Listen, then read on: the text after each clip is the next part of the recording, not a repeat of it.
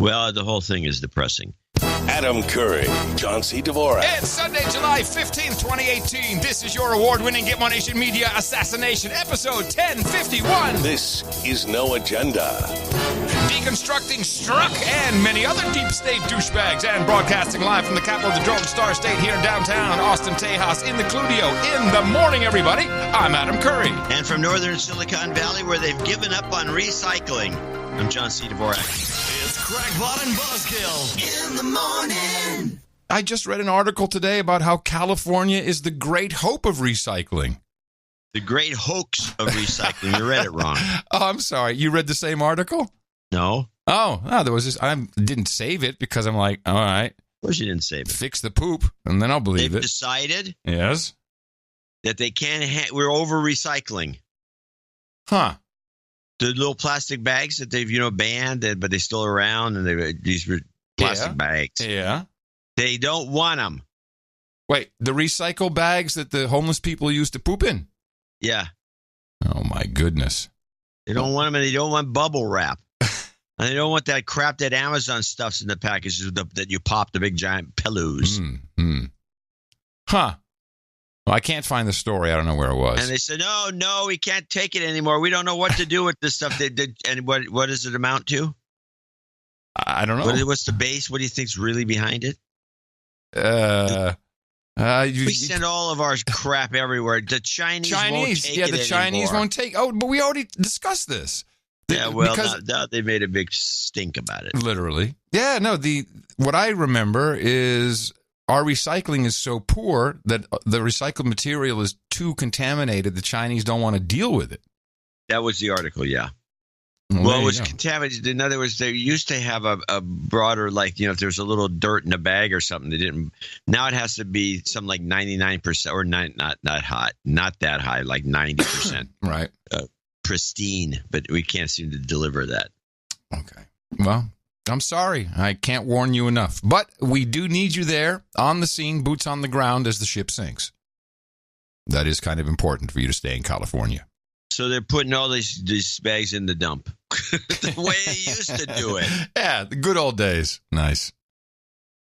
Well, before we get underway here today, I think that anyone listening to this program would realize that this would be a very important show, an important episode, in light of the enormous amount of energy spent on going through 9 hours of FBI testimony, which anything that involves C-SPAN is always a lot of work, and that came in Thursday.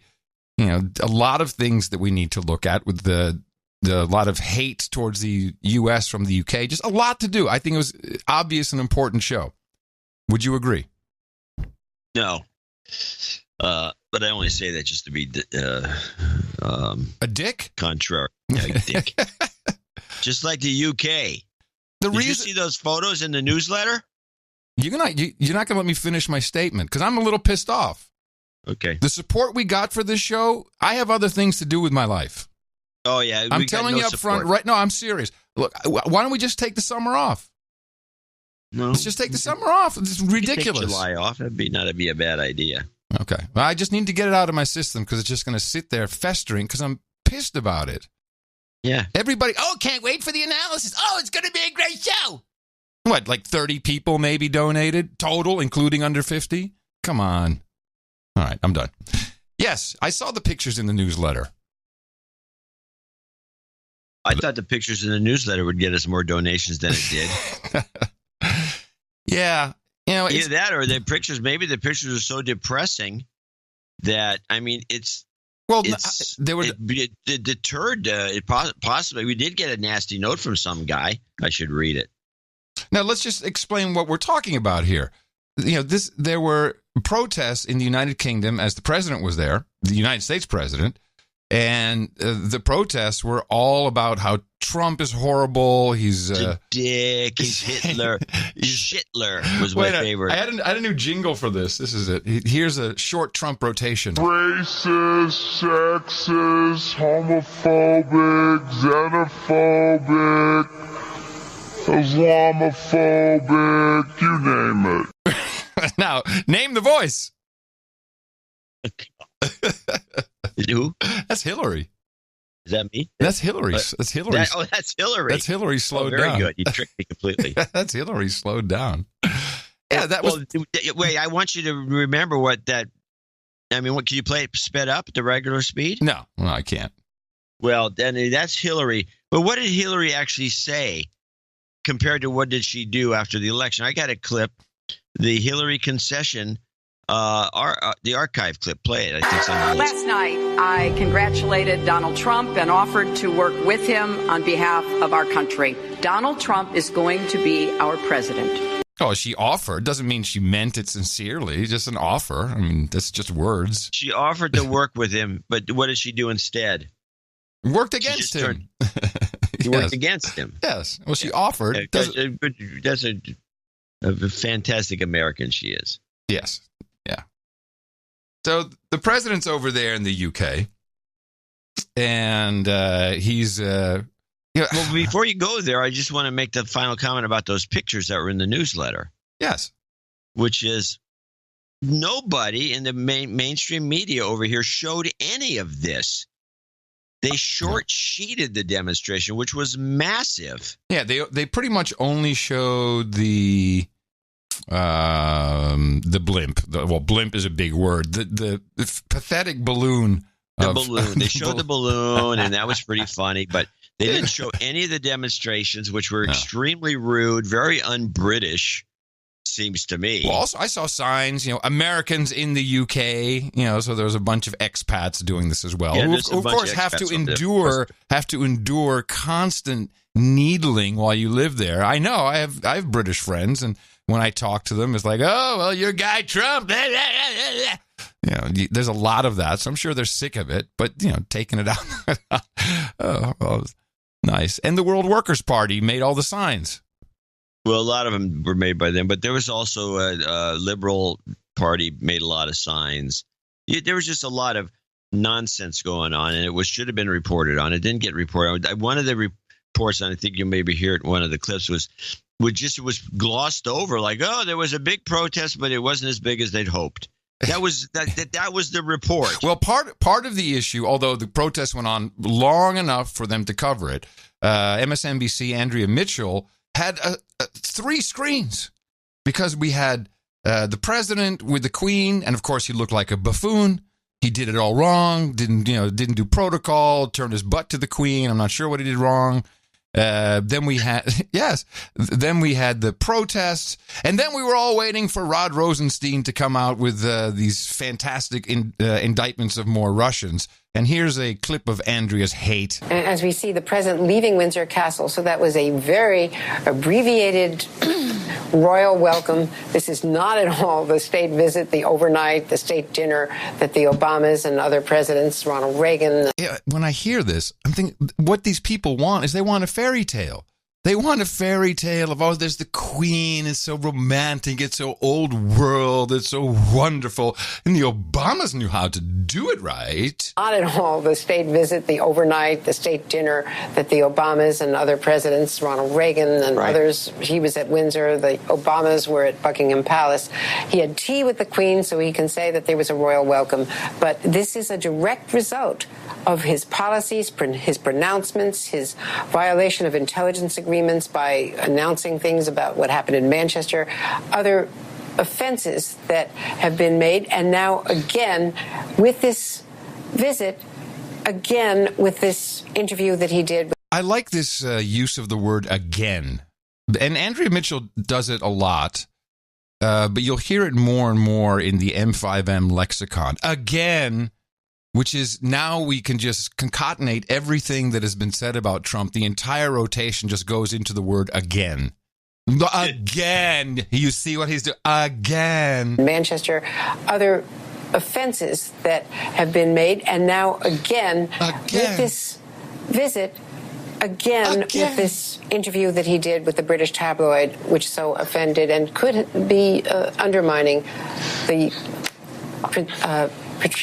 Theresa May's prime ministership.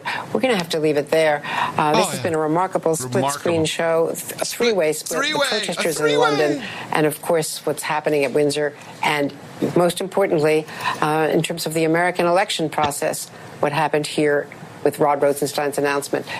Now, Trump did an interview with The Sun. That is the British tabloid she mentioned. And the interview was actually recorded on tape. It wasn't just a printed interview, which made it more interesting for our show.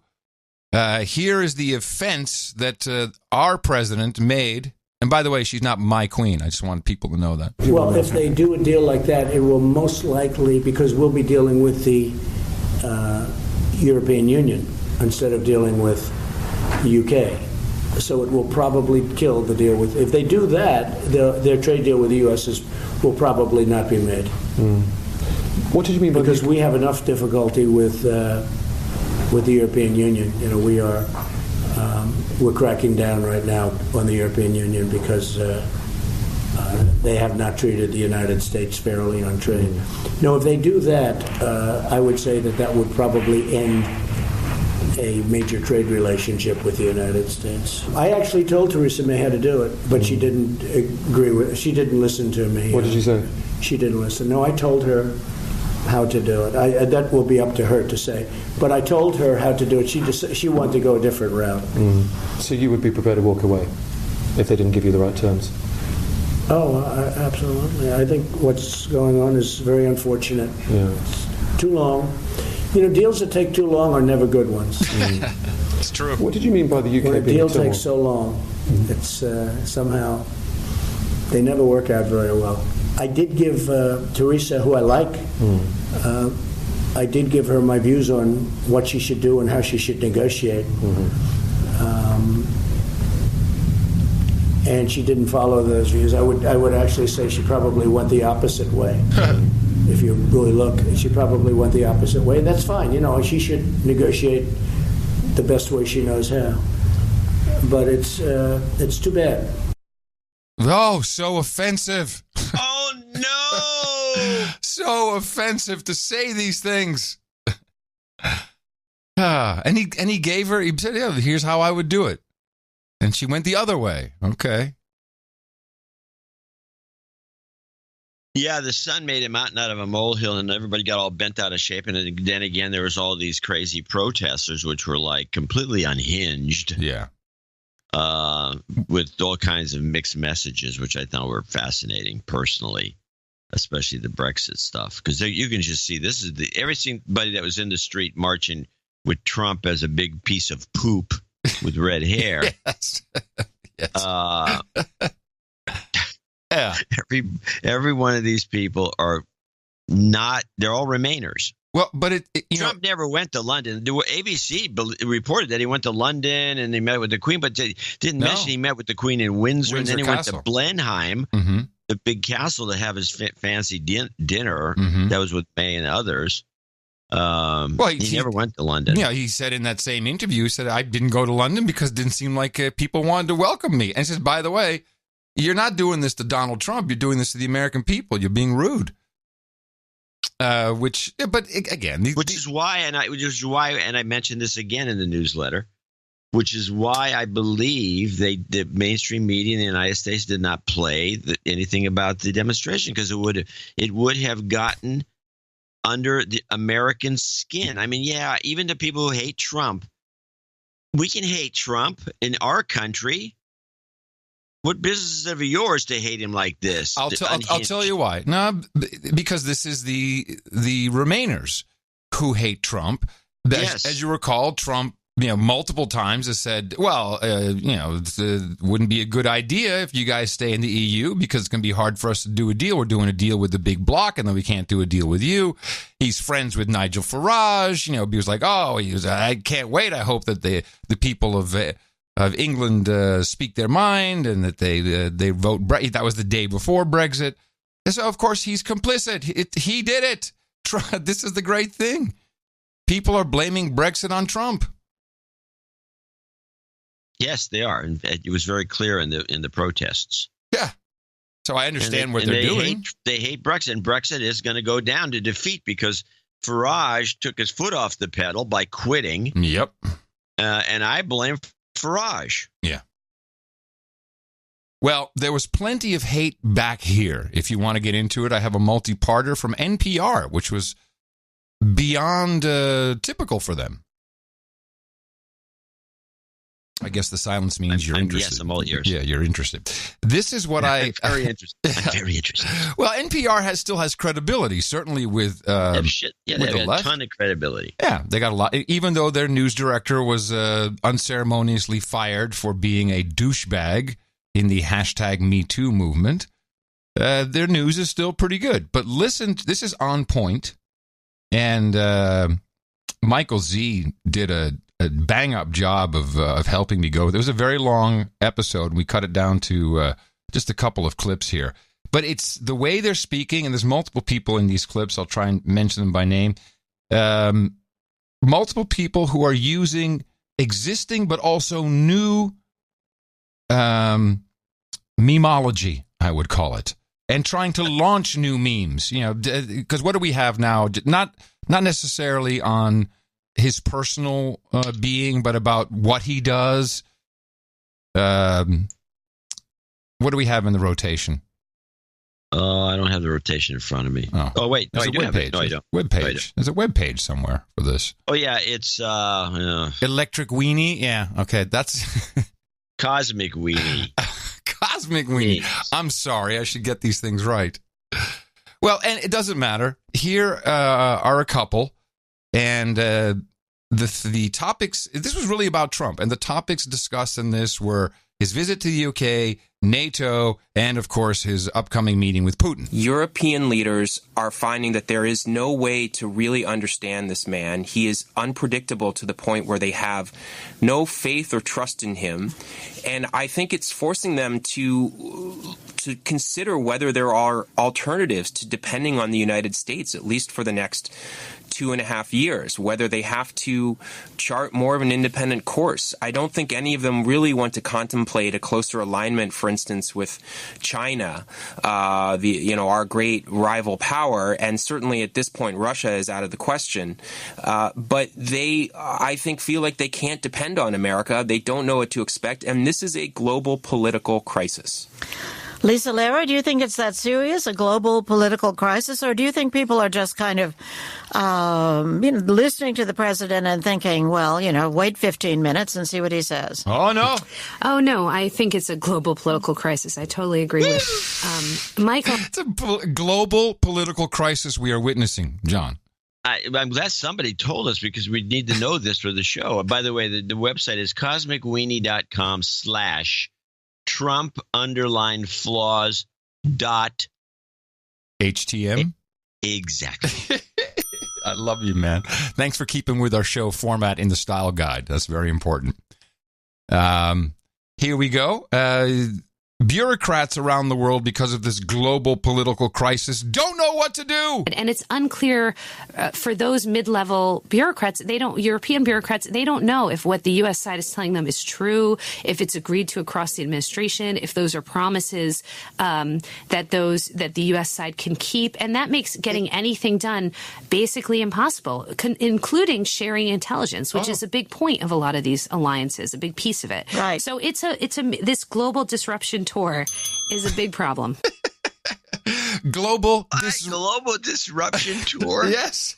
Wow, I love that. Isn't that good? The global disruption tour. He's coming your way. And wow. That took a lot of nerve. Oh. And now there's no bias there. No, it's just NPR. Those guys are on the up and up. In this next clip, there's a term that is used a little differently in general, but they are using it here, and I want everyone to be on the lookout for this because, one of my favorite terms, we're always on the lookout for someone talking about the New World Order, and we have all kinds of variants. But in the past couple of days since Trump went to the UK, I've been hearing the following. Jack Beatty, what do you think about this notion that Trump is basically talking to his folks back home, and and if a few foreign leaders are bruised in the process, so be it? I think that's partly true. He is talking to them. He's also talking for Vladimir Putin. This week, New York Magazine cited an Israeli report that right after Trump's inauguration, the CIA called in Israeli intelligence operatives and said to them basically, Putin has something on the president, and we would advise you not to share any secrets with him. Well, then a few months later in the Oval Office, he did share a particular secret about ISIS with the Russian ambassador and the foreign minister.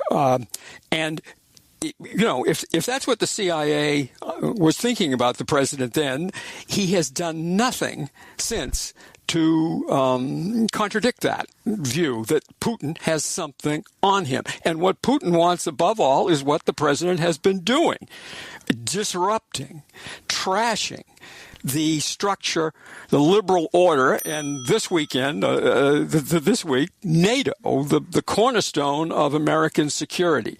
Okay. The term is the liberal world order, typically. It's now being used everywhere. Huh. And this is new. I'm glad you caught that. I caught something in this little piece that was interesting. He used one of these flipperoos that the mainstream media does, where he makes an assertion and then proves it with something that's got nothing to do with it. At the very beginning, he says, the CIA and the... Well, let's listen. You stop it when you're ready. Jack Beatty, what do you think about this notion that Trump is basically talking to his folks back home, and and if a few foreign leaders are bruised in the process, so be it? I think that's partly true. He is talking to them. He's also talking for Vladimir Putin. This week, New York Magazine cited an Israeli report that right after Trump's inauguration, the CIA called in Israeli intelligence operatives and said to them basically, Putin has something on the president, and we would advise you not to share any secrets with him. Well, then a few months later in the Oval Office, he did share a particular secret about ISIS. Right. This is something that no one witnessed. No, it's not it at all. What?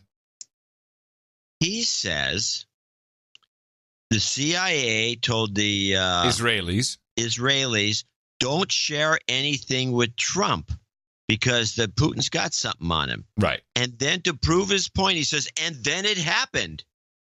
Trump told somebody something. But wait a minute. The Israelis are not supposed to talk to Trump and not give Trump info. If Trump says something about something, whatever it is, what's that got to do with it? It is not a proof. I agree. And what kind of convoluted reporting is it? Why does somebody who's sitting there say, wait a minute, what are you talking about? Please. They wouldn't do that because then they know that we can't clip it. That would be completely wrong. So let's go over this again. The CIA told Israeli intelligence not to talk to Trump because Trump's compromised. Right. And then Trump talked about something the Russians did to the public in some closed system. No. He mentioned something about an Israeli initiative. That's the way I recall the story. Well, he told the Russians that.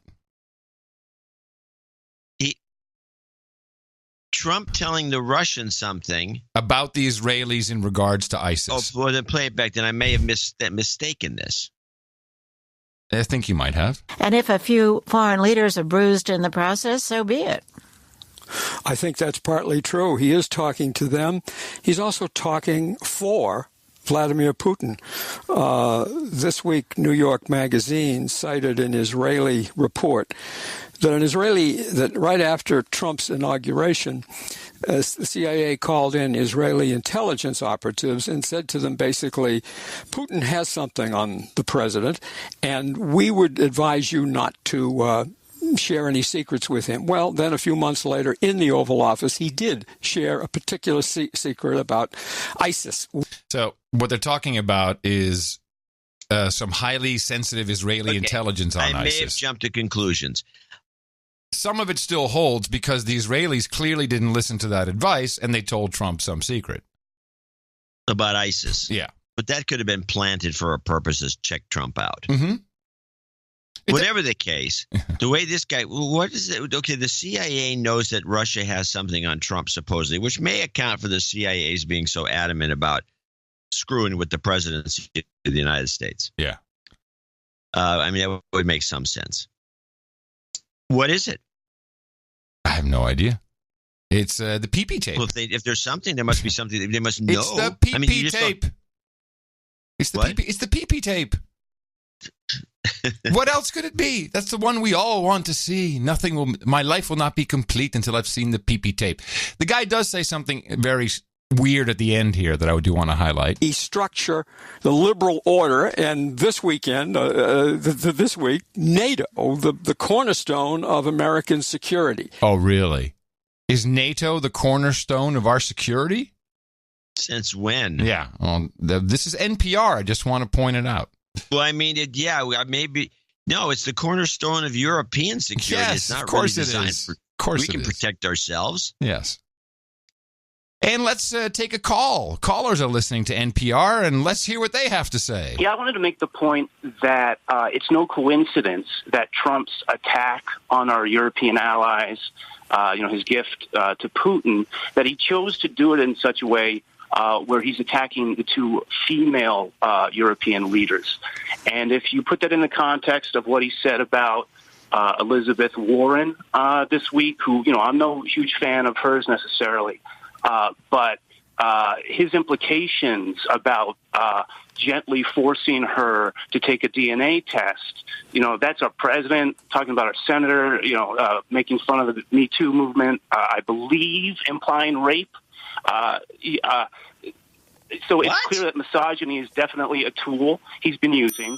And I would also like to make the point that he's using this to also appeal to the right in these European countries.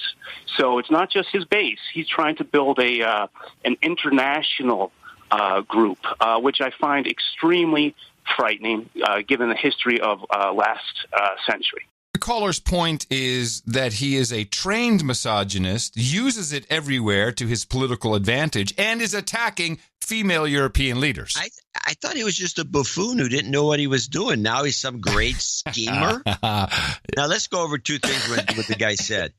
He had this thing about Elizabeth Warren. Okay, we'll just ignore that. Yeah. And it had nothing to do with rape. No. Here, take a DNA test. Who raped you? I guess is what he's trying to imply. Yeah. What are the? If you take a look at Europe right now, who's the dominant country? Germany. Was that run by a guy? It's uncertain at this point. Hey, I'm trying to be serious. I need some proof. Yeah, well, there's that. He does look a little like, or she. So it runs. Okay, and then who's our best ally in the EU that's really up at the top of the news right now? I think it's the United Kingdom. So Trump's attacking two women out of the blue. Yes, misogynist. I mean, come on. They're the two leaders of the two most important countries in the EU, period. It's beautiful. No, but that's just the caller. Granted, he was pretty professional sounding, actually. I kind of liked it. I wish we had... Probably a shill. Well, could be.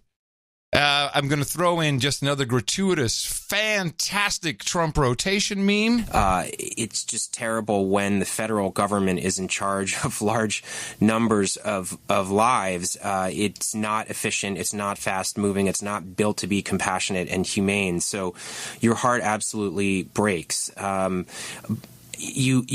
does wonder why this isn't remaining in the news in a more prominent and visible way. I think to some degree it sounds so horrible to say it, but it's a reality that it's the story's kind of become familiar. We know the contours. We know how terrible it is. People have seen it. And related to that is the fact that Trump is this nonstop, chaos, scandal, outrage machine. Machine for chaos. Nonstop chaos, scandal, outrage machine. Oh, man, that'd be a great show title if it was if it wasn't so long. It's not even a good acronym. I know. So I was just very pleased. Work on that. You can make it into an acronym. I think it would catch on. Yeah, but it's NSCCOM. Scum.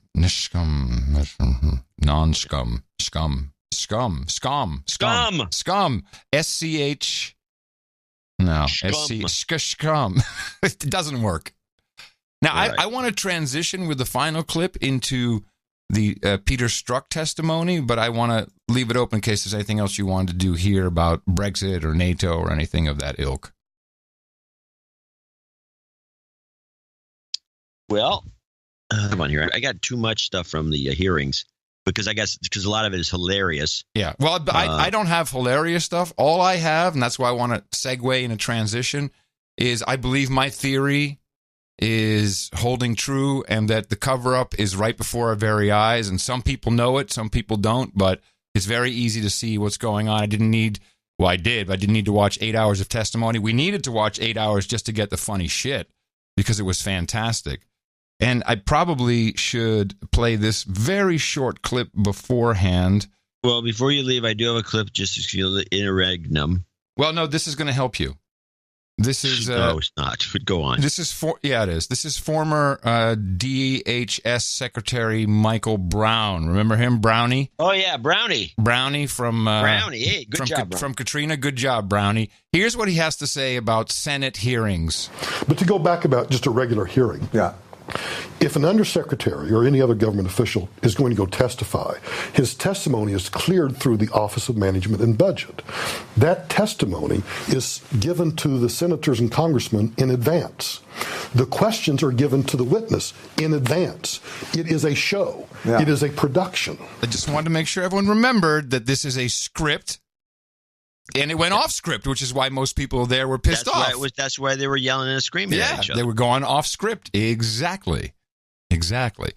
So let me play this last bit from On Point, because that kind of leads into my assertions. And there were moments, I've just seen bits of the hearing, but there were moments when Strzok really struck some very noble, I'm a public servant, I represent the FBI, I resent the imputation that I have somehow, dishonored my job and so on. He came off pretty well in those moments, but on the other hand, the Republicans were certainly right to say they were alarmed to hear how dismissive he was of Trump and of Trump's followers. However, of course, those were private communications, and people are allowed to have political opinions. The text messages were private. Yes, he was, and they only came to light because they were done on the public email, and that was only done apparently to avoid marital complications.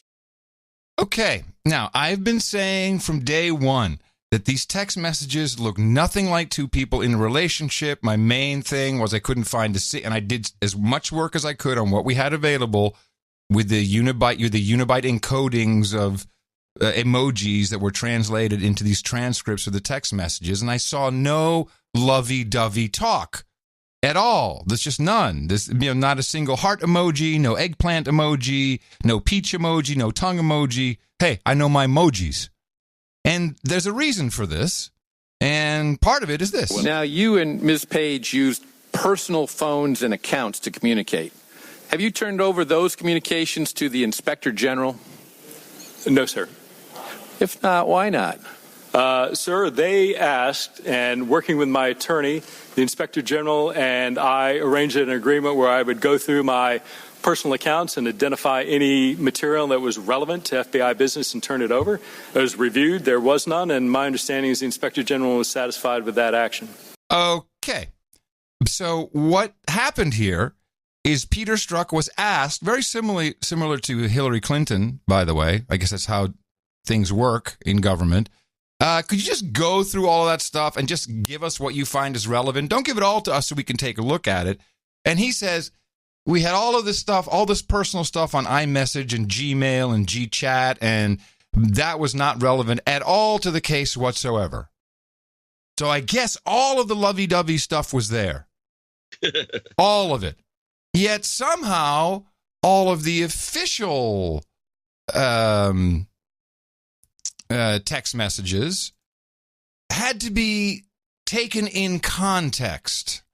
And the context is incredibly important. This is what I've been trying to explain for a couple of shows now.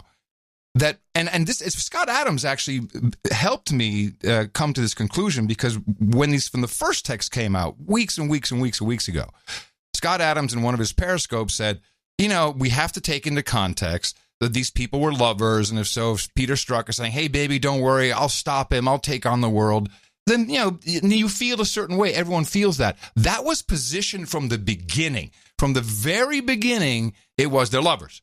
No one asked. It just came out immediately. That was put out in front, which is against FBI policy as well, fraternizing in that way, I believe, or to some degree. No. So that the conversations they had on their non-private, their conversations that we received, that we've seen, the ones that we've seen, that they would be put into a context of lovers, don't worry, baby, late at night. But if you remove that context and see it as one colleague to another, and this has always been my problem with text messages, there's no context within text messages. But we were given the context right from the get-go. They're lovers. That's how you have to read all this.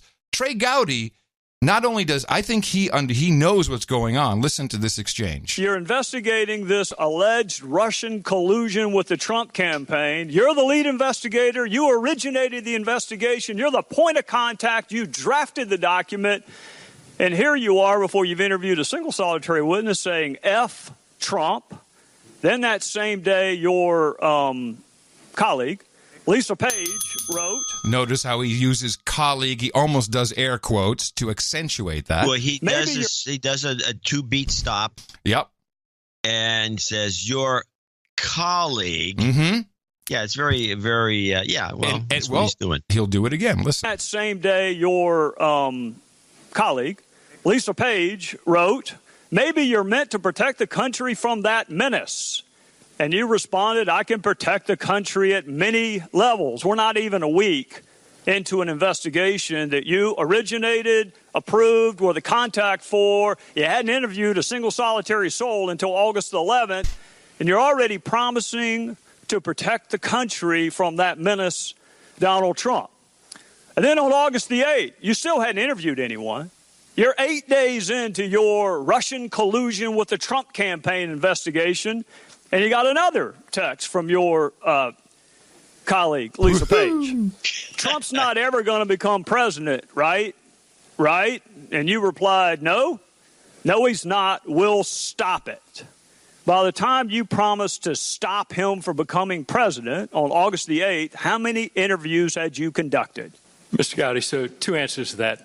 One, with regard to how many interviews had or had not been conducted, I've been directed by counsel for the FBI not to answer that question. Second, sir, I think it's important to take those texts in the context of how they were written and what they meant. And someone may ask you that question, Agent Strzok, but I didn't. I asked you how many people you interviewed before you wrote it. If you want to get into context, let one of my other colleagues do that with you. Here's what I want to know. Who's the he and he's not? He is then candidate Trump. So when you said, no, Donald Trump's not, in connection with the question going to become president, what's the it? Chairman we'll Gowdy. Stop it. Chairman Gowdy, that text needs to be taken in the context. I'm asking, look, if you want to have a debate over a two-letter word, we're going to have to do that some other time. What and who did you mean by it? Mr. Gowdy, as I've stated, that text was written late at night in shorthand. I don't care when it was written. I don't care whether it was longhand, cursive. I don't care about any of that. I want to know what it meant, Agent Strzok. It would be his candidacy for the presidency, and my sense that the American population would not vote him into office. Right. Well, we hadn't gotten to the will yet. Well, I'm trying to cut to the chase and explain the text. The will is the American people. Is that right? That's your testimony. The will stop it. You were speaking on behalf of the American people. Is that correct? Mr. Gowdy, what my testimony is and what I said during extensive asking of this question during my prior interview is I don't recall writing that text. Are you denying writing the text? What I can tell you is that text in no way suggested that I or the FBI would take any action to influence the candidacy of Agent Strzok. That is a fantastic answer to a question nobody asked. Yeah, Mr. Gowdy, you asked what I meant. My question to you is the will. Is going to be permitted to answer the question being posed? So you can hear that Gowdy knows what's going on. Or he's just a really good prosecutor, and but I don't know. I think he knows what's going on. He knows the context is what's been changed, and he's trying to highlight that. And I think he's right, because if the public, and it's too late, it's not going to work. Everyone already thinks, and by the way, it's misogynist just to go ahead and believe that right away. Oh, man, woman, yeah, very totally believable. No, I'm not buying this. I think that when you remove, this is the cover up in front of our very eyes. You remove the context and you think, hey, if it were two dudes who are not in a relationship, hell would break loose. It would be a different conversation. Okay. Well, I mean, what you're saying is that the guy's just a douchebag lover, who Gohmert goes after and the best. And Gohmert has, do you have that clip? I have all of Gohmert. Good. I would say Gohmert is, I think, by the way, completely valid for him to ask this question. Completely valid. Well, let's play the second half of Gohmert because it's too long. Part one, Gohmert goes after the guy for not following up on some early reports about the Clinton server. Goes on and Strzok's pretty evasive, and Gohmert gets irked by the way he's not answering anything, and he's pretending he doesn't remember anything or saying he doesn't remember anything. And then Gohmert starts to get irked, and then we go into part two, which is this clip. And you do it with a straight face. And I watched you in the private testimony you gave. And I told some of the other guys, he is really good. He's lying. We know he's lying. And he could probably pass polygraph. It's amazing. Mr. Chairman. No, this is my Mr. time. Chairman, I'm sorry. It needs to point be of order. paused. This point of order. No. The gentleman will state his point of order. A member of this committee just asserted that this witness who is under oath and a former... They should just say off script instead of point of order. That would be funnier. Mr. Chairman, off script. Former agent of the FBI lied. There is no evidence that I ask him to withdraw it. I do not withdraw it. He is not a member of Congress. It's not a violation of the rule. And just as you have been expressing bias through your members about what a hero there is not a single person on this committee who has ever characterized a witness gentleman as from lying. Rhode Island. Gentleman, it's my time. That's a disgrace. Gentleman from Rhode Island will suspend. No, the disgrace is what this man has done. The gentleman from Texas will suspend for a moment. There is the disgrace. And it won't be recaptured anytime soon because of the damage you've done to the justice system. And I've talked to FBI agents around the country. You've embarrassed them. You've embarrassed yourself. And I can't help but wonder when I see you looking there with a little smirk, how many times did you look so innocent into your wife's eye and lie to her about Lisa? Mr. Chairman, this is outrageous. Credibility of a witness Shame is on you. always an issue. Mr. Chairman, please. Have you, Mr. Chairman, this is intolerable harassment of the witness. What's wrong with that? You need your medication. The gentleman. I just need to stop there. That was the line of the century. You need your medications. Oh my goodness, this is good. This is still why we do it. Sin controls the time. Well, I ask that the witness be permitted to respond to that. He will be permitted. Did you ever talk to Hillary Clinton during your investigation besides the one questioning you mentioned, before that or after that to this day? Point of order, Mr. Chairman. Point of order, Mr. Chairman. The gentleman will state his point of order. It is, I think, against the rules of the House for a member of the committee to be impugning the character of a witness. Oh, my God. He should ask questions to elicit. The purpose of this hearing is to elicit information. He should ask questions to elicit information. He should not be impugning the character of the witness. The gentleman is advised the rules of the House only are directed to members of the House and the President of the United States. Therefore, in other words, it is okay to impugn the character of witnesses in any way whatsoever? Well, listen, I've heard many members on your side of the aisle impugn the character of somebody who is covered by the rules of the House. But the gentleman, the gentleman has 20 seconds left. The clock will be turned back on, and he can complete his time, and then the witness can respond. So if you talk to Hillary Clinton, other than the time she was examined in front of the witnesses? No. So after throwing away what you have with all the bias you have, you've never even gotten a thank you. I yield back. Did you ever see a reaction shot of Strzok when Gohmert was doing that? Because I couldn't find one. I think there was a couple in there. It was during the thing, not when he really chewed him out, but I don't know. By the way, there was just as an aside, there was a clip going around the Twitters of Strzok making this kind of alien-looking face. Yes. Was that a shop job or was that for real? I found it. Okay. It was for real. I don't have the note here, but it was in the 5. I think it was around 5:30. 5 hours and 31 minutes. That period. Right. He drops his head and he looks up above and he gives that creepy look. And it was only a split second, but it was real. Yeah, well, shapeshifters can't hold it all the time. I mean, shapeshifter's going to shift, baby. I mean, it's all that there is to it. So Gohmert mentioned something about you could probably pass a polygraph test, and so I was very interested in this, and I did some research on it. This is the time that it's valid. That whole sequence. Yes, this was. I love that. It was very good. This is Raul Labrador, who I believe is from Idaho. And this is Raul Labrador, funny observation. I'm curious if this is the first time that Russia tried to interfere with an American election. I'm sorry. No. That's not Raul. No, it's, who was it that did that? Labrador did something else. Labrador was good, though. That's actually a good, it's very funny clip. Why don't you play that and I'll figure. Oh, here it is. No, Out of Scope 1. Sorry. Out of Scope. Yes, now I remember. This was good. When was the last time you were subject to a polygraph? Approximately 2 or 3 years ago. 2 or 3 years ago. To your knowledge, have you ever failed a polygraph or found to be out of scope? I've never failed one. I was out of scope prior to my last polygraph.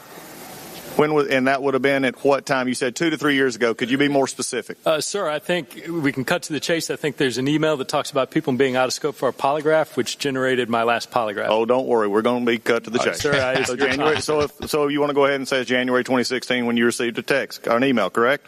Sir, if that's the date, I'll stipulate to that. I don't have those dates. Okay, we'll take that as a stipulation. Has an examiner ever accused you of attempting to use countermeasures during a polygraph examination? Not to my recollection, no. You received your email in January, as you've stated, and you've stipulated to. Your polygraph was out of scope in January 2016. To your knowledge, how long was your polygraph out of scope? Sir, I don't know. I recall it's the penultimate, the second to last polygraph I had was when I was a supervisor at Washington Field Office, which would have occurred somewhere between 2008 and 2011. My understanding of what out of scope means for the FBI is that polygraphs have a kind of 5-year span of effectiveness or validity. We had several people, including me, trying to get read into a particular I'm glad you got this, John, because I was so busy with the other thing. I heard it, and I'm glad that you did some research on this, on the out-of-scope stuff? Yeah, there's some good stuff online about it. But he kind of tells everything. If you're out of scope, you have to parts of your top secret clearance are taken away from you. Right. Especially one aspect, special circumstances. Yeah, CS documents or something? Yes, and it's got a funny name. I mean, if you look it up, it means something funny. But it has to do with what he was investigating on with Hillary and with Trump. He had to have that clearance, but because he was out of scope, technically he had to have that clearance pulled from him. So he should not have been doing either of those investigations. Right. Now, Strzok tries to say, well, unless I lied on the polygraph, that's what I understand. As the clip continues, did you play all of clip 1? Yeah. Yeah, as the clip continues, this guy this is Doug Collins from Georgia, I believe he's from Georgia. And I believe was the ex-basketball player. I could be wrong. Anyway, play part 2, and then I'll explain what I found out. During the time that you were out of scope, did you have access to SCI? Yes, sir. Are you aware that it is FBI procedure that a failure or out-of-scope polygraph does not terminate a top secret, but however, a failure of this would require you to be read out of SCI access although you could maintain your top secret. This was a direct answer from a question that I posed and was received within the last week. Were you aware that you should have been read out of any SCI information? Sure. Sensitive, compartmented information. I believe you used the word failure, which implies, in my mind, a failed poly. I am not and was not aware of the fact that an out-of-scope polygraph required a readout of SCI. Then I accept that, Mr. Struck, but I want to get back to the question. The answer came back from the FBI and Justice itself that is the procedure. So the next question I have is, after the 2618, you did your polygraph at what time? You said you were out of scope, you were brought in by giving a polygraph. When would that have been? Again, sir, my recollection is the 2016 timeframe, but after that email, but I don't know when, within a month or two, I think. Are you also aware in the publicly stated version of the IG report that there has been some serious questions and issues concerning polygraph information and lack of polygraph procedures at the Department of Justice and FBI that was brought out by the Inspector General? I'm generally aware that there was a report, but I'm not aware of the conclusions. One of the general concerns on this is that when you're out of scope, and this is the answer coming back from the Department of Justice, you should have been read out of SCI. My concern is that during this time frame, you were involved in two very high-profile, what would have been, or at least getting ready for SCI information in which you were not read out of. Okay. Compartmented information. So he shouldn't have been doing either one of those investigations, and he pretends to not know what the hell's going on. Right. So if you look a little deeper, apparently the polygraph test that he took the previous time or during sometime before January 2016 or whenever, actually that's when he got his memo, he did the polygraph test later, had to do, he semi-failed. Getting out of scope, according to the documents, doesn't mean that you failed the polygraph, but it means it was something fishy about it. Right. And or it's either something fishy about it, or you have gone too long, in other words, over 5 years without taking a polygraph test. That puts also you out of scope. Yeah. But that's not what the situation was with this guy. I think at some point he mentioned, I don't know how to interpret polygraph lines, I think was said. It goes on and on. Yeah, It's full of it. It was out of scope during the polygraph. That's the way I understood it. It's from the affair. Yeah. It's from the affair. Okay. So someone asked about that, and he lied about the affair. Well, you said it earlier. You said you didn't know, but it's fraternization. You cannot be a superior or working with somebody in certain kinds of situations in most government agencies. Yeah. And so he was fishy about the affair, and that was put him out of scope. Right. Man, he shouldn't have been doing any of this stuff. Because he shouldn't have even been up there talking today, because he wouldn't have gotten himself getting his tit in the ring. Good point. Of course. Didn't even think of that one. By the way, can we just stop and say that Lisa Page looks a hell of a lot better than her high school yearbook photo we've been seeing? Yeah, she looked pretty good. I saw that too. They're hauling her. She got all dolled up to do the perp walk. She got this. She got the pumps on for the perp walk, the pumpy perp walk. I know that's very fun. Yeah. All right. So I want to get two things. I want to play the chairman of the committee had Struck read from his document. Yes. Yeah. Read his. And I thought that was funny, and I think that's worth playing. And then I also want to play a couple of things the Democrats did that cracked me up. So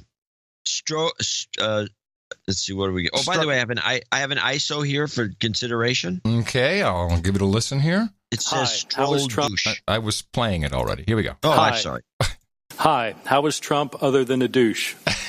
Hi, how was Trump other than a douche? I'll take it. It's a good recommendation for end of show. Hi, how was Trump other than a douche? That is my ringtone. Hi, how was Trump other than a douche?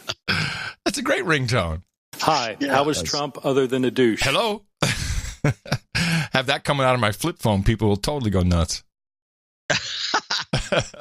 All right, where is this? Stroke reading texts. Yeah, there you go. Or as one congressperson, one senator said, Strazik, Or I forgot who that was. In front of you have a one sheet of paper that was presented to you a few minutes ago, and I'm going to just go to a date and then ask you to read your own words. I'm sorry. So hold on. This is not the chairman. This is Isa. Oh, is that Daryl? Yeah. Oh, good. I'm going to just Daryl's last stand. go to a date and then ask you to read your own words. March 4th, 2016. You want me to read this? Yes, please. Yes, sir. OMG, he's an idiot. May 4th, 2016. I think that was a very poor reading for this audition. I think you could do a lot better than OMG, he's an idiot. Put some soul into it, man. Do something real. OMG, he's an idiot. You want me to read this? Yes, please. Yes, sir. OMG, he's an idiot. May 4th, 2016. Now the pressure really starts to finish MYE. July 19th, 2016. Hi, how was Trump other than a douche? Melania? July 21st, 2016. Trump is a disaster. I have no idea how destabilizing his presidency would be. August 6th, 2016. I don't believe I wrote this text, sir. Okay, it's been attributed to you, so we'll go on to the next. Incorrect. August 8th, 2016. And I'll preface it by saying this for context. Ms. Page said, not ever going to become president, right? Right? No, he's not. We'll stop it. Repeat that again. No, he's not. We'll stop it. August 15th, 2016. I want to believe the path you threw out for consideration in Andy's office, that there's no way he gets elected, but I'm afraid we can't take that risk. It's like an insurance policy in the unlikely event you die before you're 40. On October 20th, 2016. I can't pull away and I defer to the chairman whether you can just use one letter if you don't mind. What the F happened to our country, Lise? Okay, read it again that way. Sir, did you not? Was it not intelligible? Hear it you just want to hear it for me to repeat it? Please. Okay, sir. Sure. Happy to indulge you. I can't pull away. What the F happened to our country, Lise? I want to go back to the Gowdy bit because now we're talking again about the who is the we. And in the first case, because Gowdy did a pretty good job on this with him, in the first case, it's, we, that would mean the American people, and here's how Gowdy... Yeah, I know what you're going to pull. It's a good clip. Your testimony a couple of weeks ago was the we meant the American people, which I found confusing, because on November the 7th, which is the day before the election, you said this. You were concerned that those same American people that you were speaking on behalf of might actually elect Donald Trump president. So you said, OMG, this is effing terrifying. I think we know what effing means. I'm pretty sure we have OMG down too. What was terrifying about those same American people you trusted to stop him in August, not stopping him in November? What was so terrifying about that, Agent Strzok? Mr. Gowdy, I do not have a copy of the transcript. We have not been provided that transcript. It's your text. It's not the transcript. It's your text. Mr. Gowdy, what I would say in that is, one, I was not referring to the American electorate at all. The American electorate I respect in their decisions, and their right to vote is absolutely a cornerstone of our democracy. So at no time did I insult or call into question the judgment or the power of the American electorate. What I was expressing in that text is my personal belief and my personal sense of how I saw and what I believed in the potential upcoming administration. And see, that's what I find so confounding, because in August you blamed the we on the American people, that the American people would stop it, because you don't want it to be you and Lisa Page. Mr. Chairman, and you don't want it to be the FBI. FBI. I'm given 5 minutes to answer. That's when you got to jump in. Oh shit, they're onto it. Questions. We have indulged this harassment 9 minutes. What I find confounding, Agent Strzok, is you were counting on the American people. That was the we you referenced in August when you said we'll stop it. But the American people didn't stop it. He actually won. So then we go to March of 2017, and you're already talking longingly about him resigning. We will stop him. And I agree. If it was two FBI dudes and there was no relationship, it would have been a very different freakout in America right now. Well, the whole thing is depressing. Now, I do have a couple of counter clips just so we can balance this a little bit. Gotten some notes from people thinking that we're just bashing or boosting Trump. I don't know what we're bashing. But let's say some of the Democrats. Can I just stop? Yeah. You and I could make more money if we decided to just go all nut job, right-wing Republican, alt-right a-holes. We could make a lot more money. Yeah, we could. We could do very well for ourselves as a couple. It's a consideration. It's a consideration at this point. No, it's not. Shut up, man. I'm doing a pitch. Shut up. That'll be the day. Frogs are growing balls. We never went to the moon. Oh, wait a minute. I say that already. Okay, here's there's a bunch of short clips. This is a typical of the Democrats. When they get the floor, every other guy's a Democrat, and they get the floor. Besides taking the floor by screaming and yelling all the time, the Republicans never interrupted the Democrats. Even when they said something like this. This is hearings Democrats from TB. Okay. You can't handle the truth. And the truth is, this is the most corrupt administration ever, and it's going to be exposed by Robert Mueller. Thank God. I yield back, and I thank you. Woohoo! Okay, that has nothing to do with the hearings, but they got to get their 2 cents worth in. Play hearings Democrats from TWOT. You recognize. Thank you, Mr. Chair. Mr. Chair, I don't know where to start. If I could give you a Purple Heart, I would. But this is the same reaction I had the first time I heard it. A Purple Heart is when you're wounded. And I say, both my grandfathers have Purple Hearts. It's just a tad insulting. Yep. Just a little bit on the insult. And it also shows, I don't know, ignorance. To start. And why did everyone erupt to it? I could give you a Purple Heart, I would. Where's the eruption? You deserve one. This has been an attack on you. This, by the way, fits in the social justice meme. He has literally been injured according to today's politically correct standards because words do actual harm. They really hurt you. Like a bullet. Yes, it is equal, just like, it's terrorism, really. Jeez. To start, if I could give you a Purple Heart, I would. You that's the best part. You might as well skip. I'm going to go to number 3. This is Nadler, the guy who is the reigning Democrat sitting next to the chairman. He would be the chairman if the Republicans take over. I must say before I begin my formal statement that this country has a number of emergencies right now under the jurisdiction of this committee, which we're not spending any time or any attention to. The leading one, obviously, being the fact that 3,000 children were improperly taken away from their families, and the administration seems either unwilling or, out of total incompetence, unable to return the kids to their families even under court order. We ought to be holding hearings about the intentions or the competence of the Department of Homeland Service, of the Department of Homeland Security on this question.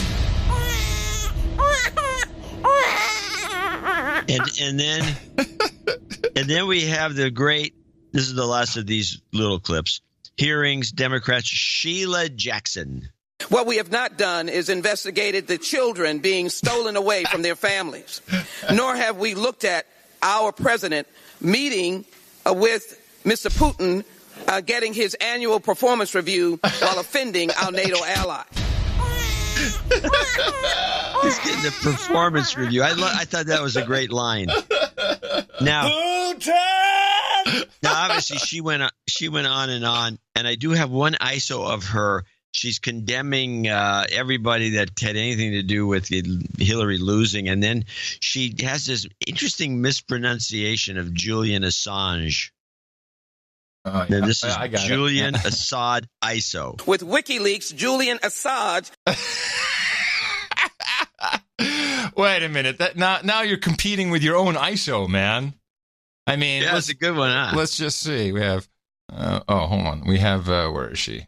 I like that one a lot. It is. Here we go. Here it is. Julian Assad. With WikiLeaks, Julian Assange. Hi. How is Trump other than a douche? With WikiLeaks, Julian Assange. I don't know. It's a toss-up. I'd like to come back to to my final clip in this series. Okay, then I have one more series and I'm done. Okay, and I'll just wrap this up because we've had the we. Now we understand the we in this case meant between two FBI agents. And now we go back to the reason that Strzok was kicked off and that is the official term used, is kicked off the Mueller team. And it's obvious that Mueller saw this guy and this relationship exactly for what it was. Two FBI agents conspiring, whether with real stuff to back it up or not, we don't know. But he didn't see it as two lovebirds. All right, we're going to go into one other time period. May 17th, 2017, Bob Mueller is appointed. Your friend Jim Comey's been fired. He's already leaked the memos to his law professor friend, and Mueller is special counsel. Do you remember how long it took for you to start talking about impeachment after Bob Mueller was appointed? I don't, sir. 1 day. 1 day. And you were talking about impeachment. And for anyone who may have missed it the day after his appointment, Agent Strzok, you did it again 5 days later. Now, how many interviews had you done as part of the special counsel team within the first 5 days of his appointment? Sir, again, same answer as before. I can't get into details. Right, and the answer is also the same. It's 0. No interviews had been done. I don't know if that's true or not. No interviews had been done by August the 8th, when you're talking about stopping him and how terrifying it would be for him to win and how you can protect the country. And no interviews have been done before you're talking about impeachment of the president. But no wonder Chairman, Bob Mueller kicked you off of the investigation, Agent Strzok. My question is, if you were kicked off when he read the text, shouldn't you have been kicked off when you wrote them? Not at all. Well, it wasn't the discovery of your text, Mr. Strzok. It was the existence of your bias that got you kicked off. No, Mr. Gowdy, it wasn't. I do not have bias. My personal opinions in no way. Well, then why did you get kicked off? Why did you get kicked off? Mr. Gowdy, my understanding of why I was kicked off was that based on an understanding of those texts and the perception that they might create is something that... Hang on a second, Agent Strzok. Hang on a second. Perception. Integrity. You're saying it was the perception. There are 13 Democrats on the special counsel probe, including one who went to what he hoped was a victory party. That's a perception problem, too. They weren't kicked off. You were. Why were you kicked off? Mr. Gowdy, I cannot speak to Special Counsel Mueller's How long did you talk to him? The reasons why he did or didn't. How long did you talk to him when he let you go? My recollection, it was a short meeting, somewhere between 15 to 30 minutes, probably around 15 minutes. And your testimony is Bob Mueller did not kick you off because of the content of your text. He kicked you off because of some appearance that he was worried about. Sure. My testimony, what you asked and what I responded to, was that he kicked me off because of my bias. I'm stating to you it is not my understanding that he kicked me off because of any bias, that it was done based on the appearance.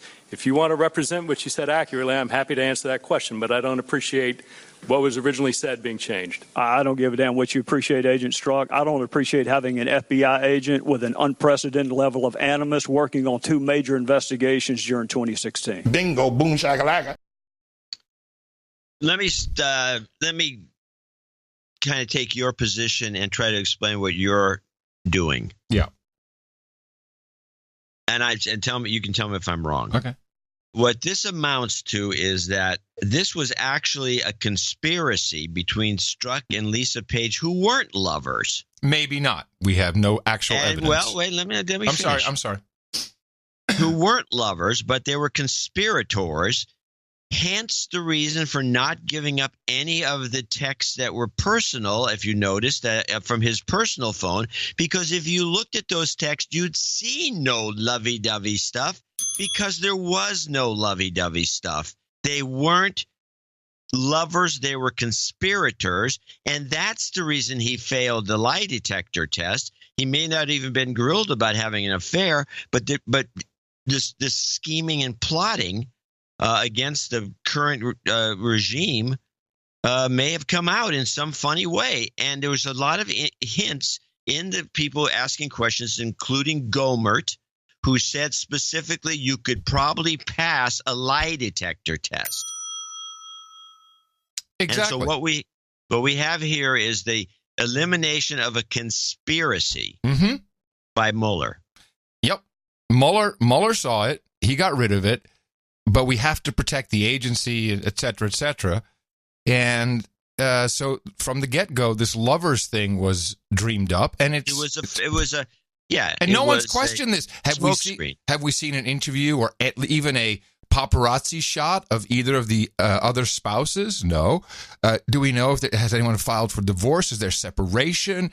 There's no reporting. I really don't know. But you'd think that in today's shit, man. Today's paparazzi world. We're tracking people on airplanes and making up stories about them. So why wouldn't someone do that? Why isn't it out there? I don't know. But I agree with you. I think that's the polygraph. I hadn't put that together. You nailed it on that. You nailed it. That's the out of scope part. But for the rest, it's just two people conspiring. And they had Andrew McCabe and all kinds of other people involved in that. Insurance policies. It just becomes a little more real when you remove the lovey-dovey thing, which was given to us as fact from the get-go. Yes, it was a smokescreen from the beginning. Yeah, that's the cover-up. And that's how they can soften all this. And you hear everything from the NPR interview, like, oh, that's ridiculous. That's his private life. Everyone has to, because of course, everybody feels that way because people are sick. People have affairs. Probably people who are presenting these programs to you know what that's like. So, that'd be horrible if someone, no, that's just my opinion. So it's a war of your mind is what this is. It's a good one. It's fantastic. It is one of the best openly covered up things I've ever seen. Well, I like this angle. I'll subscribe to it because it does make more things fall into place. Your emoji thing is what triggered the whole thought on your part, obviously. Mm-hmm. And then and you were skeptical about the affair from the beginning. Mm-hmm. I just took it for granted. I was mistaken. I think now that I look at it, because it's the only thing that actually makes sense. And these two guys, this guy's a bad actor, and he looks like one. Well, and maybe he is a lizard. I have a real no agenda out there alternative theory. Okay. Okay. Peter Strzok's Wikipedia page is incomplete at best, and probably some of it's fabricated. Peter Strzok, he is actually Peter Strzok Jr., and his father, Peter Strzok Sr., worked initially as a lieutenant, I think lieutenant colonel. And I'm looking from old newspaper clippings, actually, so this is not just some web page, but it's a newspaper clippings. And later for Bell Textron, but first it was Army engineers, and then later, here we go, Lieutenant Colonel, U.S. Army Corps of Engineer. Later in intelligence, that would be Defense Intelligence, and then after retiring, he worked for Bell Textron, and this period happened for 6 years. With his son there with him and his family. Do you know where he was? Where Peter Strzok Jr. grew up? In Iran. Oh. Peter Strzok Jr. grew up in Iran. And this is not reflected on his Wikipedia page. But his dad, there's a pretty good interview about him that I have here. Now, what was the years? Do we know? Yeah, I think it was Shah years, obviously. It was Shah, for sure, it was Shah years. He actually liked Khomeini. His dad was a fan of Khomeini. I'm seeing if there's a date in here. It was a judgment error. Anyways, Strzok, whose job was Bell Textron, was terminated when he left Iran. He's already making plans to fly to Saudi Arabia early next week to check on a new job with a construction enterprise there. Let me see where it talks about his kid. Somewhere it says here that his son left when his son was 6 years old. Now, take into account. Now, and this is just a really out there theory. Yeah, I'm enjoying it. It's fine. Our listeners, the few of them that helped sponsor this show, are enjoying it too. Continue. I would assert that Peter Strzok Jr. And of course, he was a part of the whole FBI team and Department of Justice when Obama was doing this off-book deal with Iran. Remember, this wasn't something that went through the Senate. It was an agreement that he wrote. Billions of dollars went over there. Valerie Jarrett definitely pushing for an Iran deal. There's a lot in the Strzok text and a lot that he says in his testimony I think that there's a distinct possibility, and I have to go much deeper on this. I'm going to need help from our producers. I think there's a distinct possibility that Strzok Jr. was actually a spy for Iran.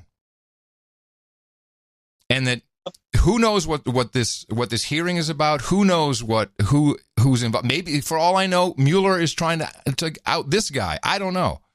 But there's something. Well, how about this? Let's take it a step further if you're going to go in this crazy direction, which is nuts. Yes, I agree.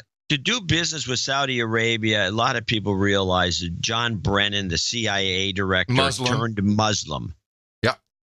I would assume it's possible that Strzok Sr. turned Muslim and Strzok Jr. is a Muslim. Thus, he could work with Obama quite easily, who I still believe is a Muslim. I know it's nuts to think that. But if you read the documents by Daniel Pipes, a very renowned researcher at the Hoover Institute, and he's got essays on this, he says there's no doubt that Obama's a Muslim. And I don't understand why nobody even wants to discuss it in an open forum or ask him. Mm-hmm. I mean, he said a number of times that he's a Muslim, but that people go, oh, no, you're not. So there's a narrative going on that may or may not be, based on Muslims doing some business. And Trump, it looks like he hates Muslims, so you'd go after him, even though he may or may not hate Muslims. You don't know. I mean, he's just skeptical of Muslims, let's say. So there's a lot to be said for that thesis. I like the conspiracy thing, I think, is a little more solid, obviously, than this. But the fact that this is all expunged from his wiki page is pretty telling. In 2011, there was an Iranian plot to kill the Saudi ambassador. Right. The FBI special agent who signed the complaint regarding the Iranian Quds forces and this assassination attempt. Strzok. Mm-hmm. Yes, sir. Yes, it's a DEA. That's a DEA case. I don't know why FBI's in it all of a sudden, but I thought it would be. Why would it be DEA? Oh, if you read it's a very lengthy document. Drug Enforcement Agency. Yeah, it was DEA's case, and it got taken over by the FBI. And I'm a little incomplete on this. But I'm just seeing all these different things in Strzok's background related to Iran, not reflected in his official or semi-official biography. We all know what Wikipedia is. This was Mansour Arabasyar, sentenced in New York federal court to 25 years in prison for conspiring with Iranian military officials to assassinate the Saudi Arabian ambassador to the United States. Who hates the Iranians is the Saudis, who also moved to Saudi Arabia. Strzok's family, after they were in Iran. Yeah, that's very spooky. Now, it's just an out there theory. It really is. And I don't think it's that far out. The only reason I say that is because this information is not in the wiki page. But it would give Strzok much more incentive to go so idiotic about Trump, because he knew one thing for sure. Trump was going to blow up the Iran deal. And this guy, if he truly was an agent or an operative or maybe just an Iran lover, that would make a lot of sense that he would be so adamant about stopping the guy. Yes. None of this brought up, of course, except on the No Agenda show. And with that, I'd like to thank you for your courage and say in the morning to you, John C., where the C stands for Context Dvorak. Well, in the morning to you, Mr. Adam Curry. Also in the morning to all the ships at sea, the boots on the ground, the feet in the air, the subs in the water, and all the dames and knights out there. In the morning to our troll room, noagendastream.com, where everybody listens in live. And we appreciate you showing up and helping out as you are duty bound to do so, and to troll, because it is, after all, the troll room, noagendastream.com. In the morning to Mike Riley, 2 in a row for Mike. Brought us the artwork for episode 1049 and 1050. The title of that was Chip In. And this was Elizabeth Warren, apparently on a San Francisco stoop, begging for money in her sleeping bag, and with holding a sign and a cup. And the sign says, "Stop Kavanaugh, anything helps." And this was related to her emails that she sent out asking to chip in for $3 to stop Kavanaugh. So it was great, Mike. We got a chuckle out of it, and it was just a good piece of art, and we appreciate your work. NoAgendaArtGenerator.com is where Mike uploaded his artwork, and you can too. We don't just use it as album artwork. We also use it in newsletters, and it is a big part of the success of the No Agenda show. So thank you, and thank you all the artists. Well, we only have two people to thank as executive producer and associate executive producers, although from the looks of things, I was predicting we're going to have our annual nobody produce the show, which does happen. At least it's happened every year. And this was going to be it. But no, luckily, Heather Fucinari in Fullerton, I hope I got her name correct, 3333, comes in, and she's the executive producer for the show. In desperate need for some jobs karma, as when you read this, I will be on hour 72 of IT deployment. Wow. I recently interviewed for a job that is a perfect fit and desperate times call for desperate donations. I'm also 45 minutes away from a call from an IT recruiter. This show has saved my sanity for almost a decade, and I hit my husband in the mouth as soon as he started courting me. You should put it on your... actually, may I recommend that when you have an executive or associate executive producership, you put that in your profile on Tinder or Match or eHarmony, or this could either you'll get lucky, very lucky, or you won't have to deal with something that just won't work out in the end after all. Right, and it won't. Looking forward to hearing Sunday's show as I blankly stare at my beige cubicle wall. Can I get some, hey, dude named Ben, amen, fist bump, as my stepson has adopted this as our formal greeting. Very good. This is Love and Light, Heather, KX6MME. Adam hilariously used the bastardized NATO ICAO phonetic alphabet in a previous donation. I did. Well, it should be Kilo 6 Mike Echo. I wonder what. And 73s to you, Heather. Yeah, all right, 7-3s, baby, and some 88s. He's just a dude named Ben. Just a dude named Ben. Just a dude named Ben. I think his first name may have been Ben. So a guy named Ben, a dude named Ben. Amen. Fist bump. Jobs, jobs, jobs, and jobs. Let's vote for jobs. You've got karma. And our associate executive producer for show 1051 will be Michael Delosier, or Delosier, but Delosier probably. And he sent an email in. Let me go to that. I really hope I'm sending this to the correct address. Apparently you were. Hello, Zanfear 2.0 and Podfather.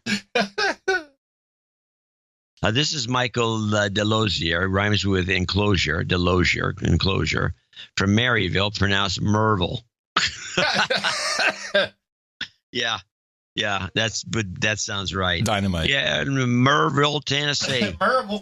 Merville. I'm from Merville. Where? Merville. Yeah, Merville. Merville. You know from Merville Comics? Encloses my second donation, which is composed of the following: 2 Perky Boobs donations of $9.009. Woohoo! And it added $33.33 to get an associate executive producer credit.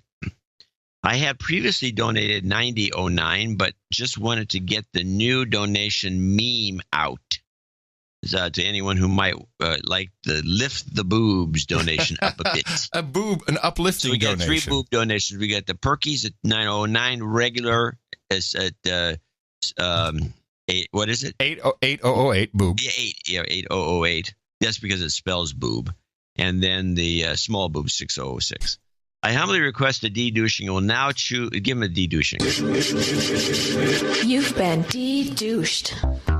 And will now choose a sustaining membership since I'm a poor slave. So while you may not hear me much in the donation segments, I will still be supporting the best podcast in the universe and urge everyone listening to do the same. Thank you for your valuable deconstructions. No jingles, no karma. Yes, and thank you to our sole executive producer, sole associate executive producer, Not Knights, by the way. The previous show, our Knights came in to save the day, which was highly appreciated. So now it really is up to the other people who listen to the show and enjoy it. And I think we did our job today to support the program, because actual work is involved. No, it was a one of those horrible. In fact, I went out of my way to find the shape shifting at 5 hours and 30 minutes. Yeah. Yeah. That is appreciated. Because that was my first thing, like, this can't be true. So. It looked pretty creepy, but it was only creepy because if you knew where to cut the beginning and the end and you just used that was it just was perfect. Creepy. Yeah. Well, we had a bevy of boobs for our execs today, and we appreciate that. We'd like to thank our executive producers up front, just like in Hollywood, although they usually have more executive producers. But it's okay. Thank you. And we'll be thanking more people, just a few in our second segment. And please remember us for our next show. It'll be on Thursday. Remember us at Dvorak.org/NA. And I think we've brought you some deconstruction, which you can use to go out there and propagate the formula. Our formula is this. We go out, we hit people in the mouth.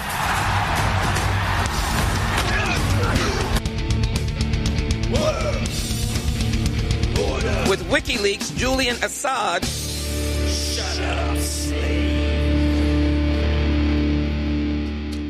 Update. France, the globalists have won the Globalist World Order Cup 4-2 against Croatia. Yeah, of course. Yeah. We had some people writing in. I sent you the note. You saw that note? Yeah, I saw. Yes, I saw the notes, but I don't think it really makes any sense now to deconstruct it. It's over. Well, I know, but I thought the note had kind of predicted this. Yes, that the globalists will win. They have the to. globalists would win because they have more immigrants. This is a good one. Yeah. They have more immigrants on their team, and and Croatia is notorious for being pretty Croatian. And so, because France had all these immigrants on their team, as if they would win because of that. And so there was a message that, look, we need, and that was shown in the pictures. The Guardian had this crazy signage on there that they put up all over town during the Trump protests. Oh, yeah. And it was a pro-immigrant thing. We need more immigrants. And this, I'm telling you, this Brexit thing is dead. Yeah, I think I have to agree with you. It is way over. So nice try, Brits. Yeah. You're just going to be a cog in the new German Empire. Let's call it what it is. Right. Which is probably safer for the world, except it's probably going to these Germans, they can't help themselves. I do have. Let me get my last couple of clips out of the way, because there was a couple of little items here that were sidelights to this investigation. Sure. And this is Jordan, who's that guy from Ohio. Yeah, who's just it was under attack, right? He's under attack for hashtag Me Too. He's under a smear attack. Yes, smear attack. Yes, he's being smeared. Smeared. Let's play Jordan and PQ. This is a little aside, and I wanted to play it because I heard this. I lit up like you would, and you probably heard this too and thought the same thing. I haven't done any research, but I think it's something we should keep in tune for. Jordan and PQG. Well, we'd sure like to know. I want to refer you to. I don't know that you have this in front of you, but this is the House Intelligence Committee's report. Chapter 6, there's a footnote on page 113, and it says this. In late March 2017, Daniel Jones met with the FBI regarding PQG, the Penn Quarter Group, which he described as exposing foreign intelligence or foreign influence in Western elections. He told the FBI that PQG was being funded by 7 to 10 wealthy donors located primarily in New York and California, who provided approximately $50 million. He further stated that PQG had secured the services of Steele, his associate, and Fusion GPS to continue exposing potential Russian interference in the 2016 U.S. presidential election. Are you familiar with this meeting Mr. Jones had with the FBI? I'm not, and I don't know if that's accurate or not, but I'm not aware. I'm going from the intelligence report that the majority issued from the House Intelligence Committee. I'm not aware of that meeting or who that is. Have you ever spoke with Daniel Jones? No. Do you know Mr. Jones at all? I do not. All right.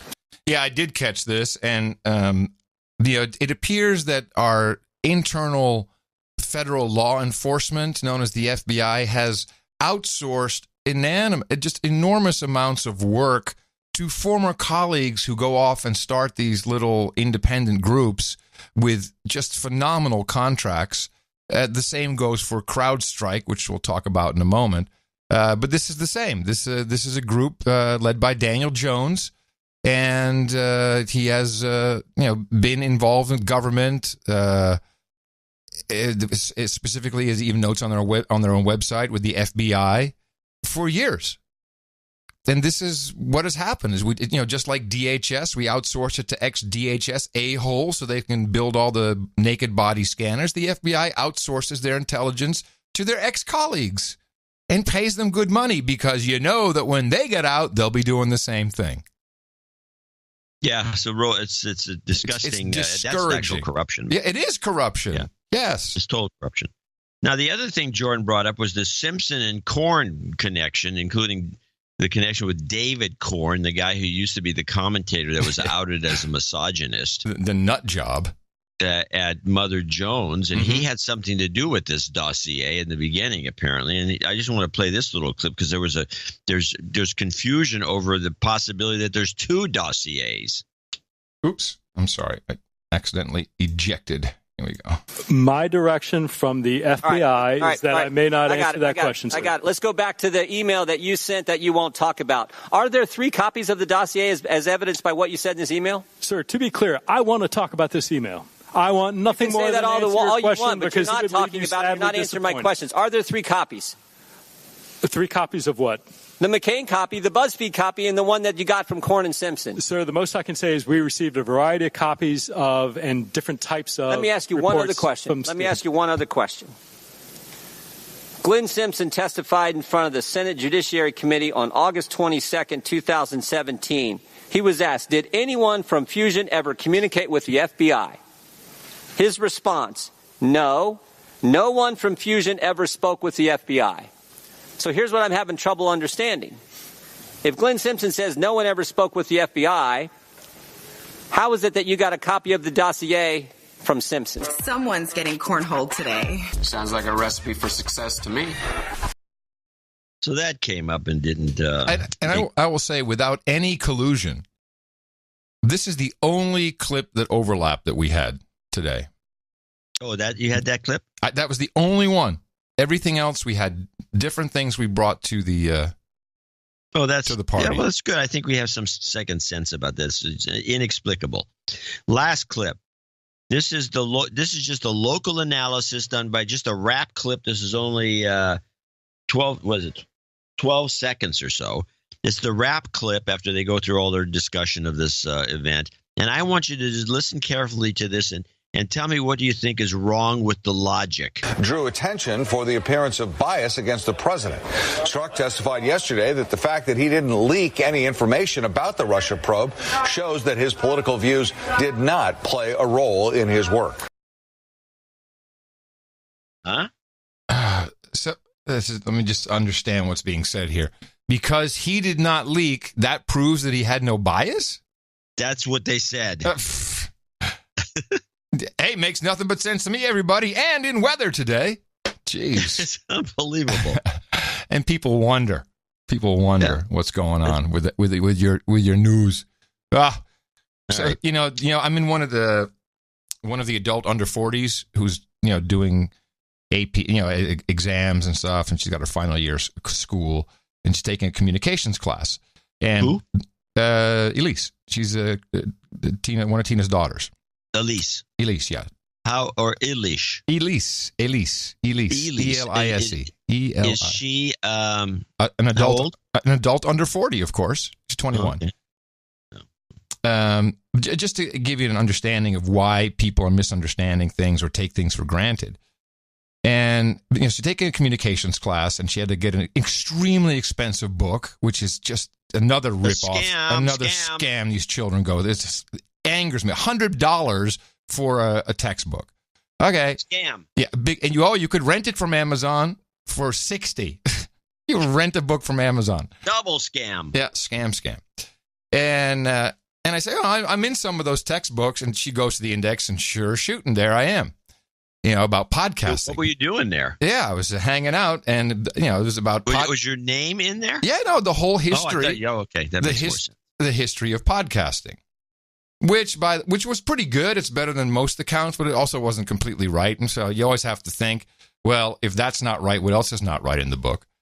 And so then there's a question on a test. I think it was a practice test, and she says, "Okay, what caused the decline of the news business?" Then it was in the context of newspapers. Yeah.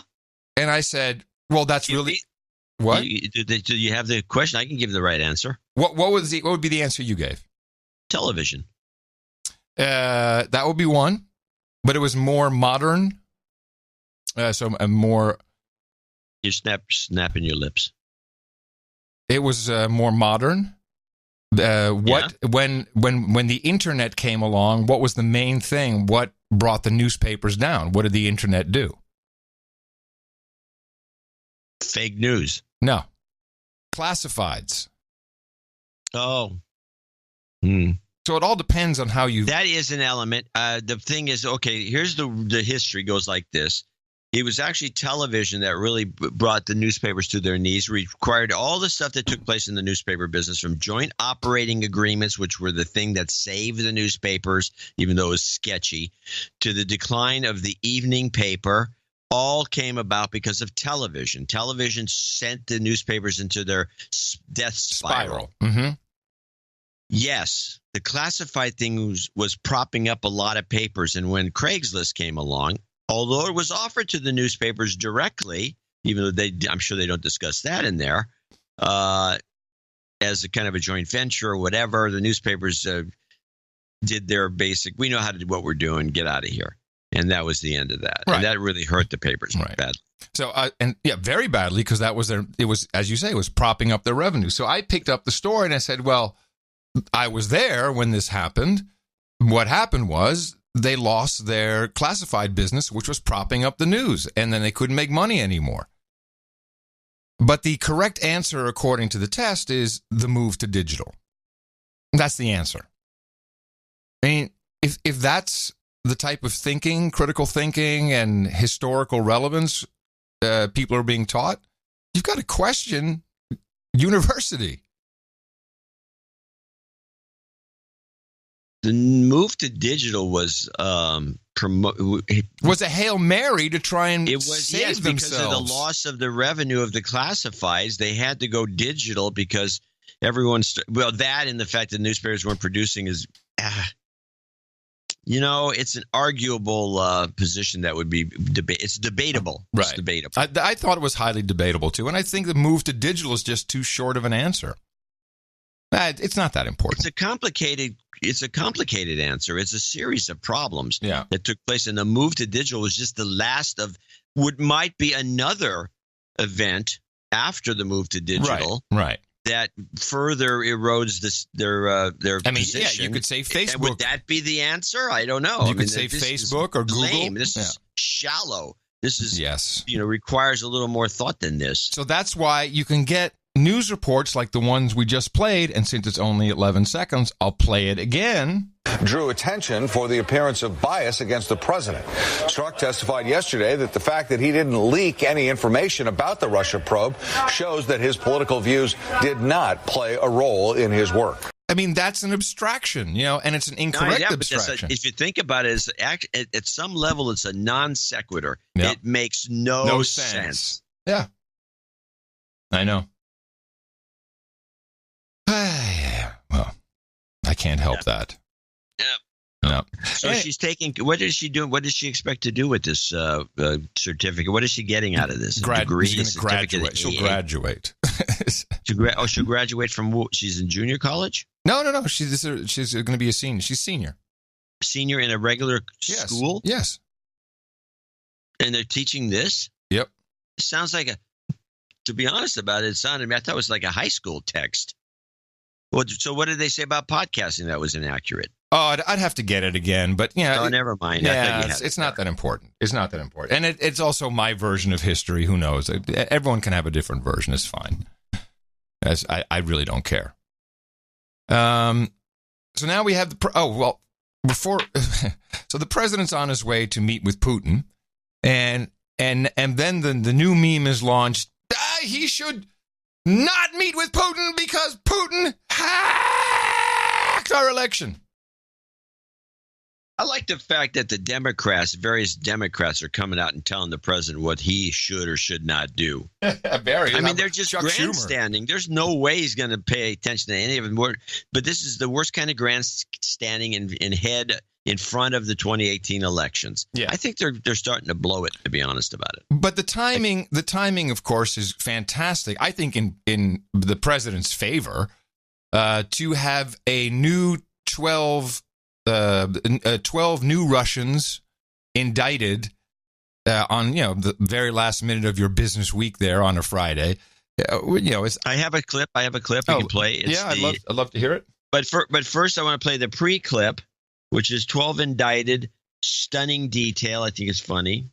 Okay. Paula and Dan, the indictment against 12 Russian intelligence operatives is stunning in its detail, spelling out just how aggressively Russia was in stealing huge amounts of data from Democrats to interfere with the 2016 election. Stunning amount of detail. Well, I read the stunning amount of detail, which, interestingly enough, at times to the letter, is identical to a lawsuit filed in California in 2017 by George Webb, if you remember that name.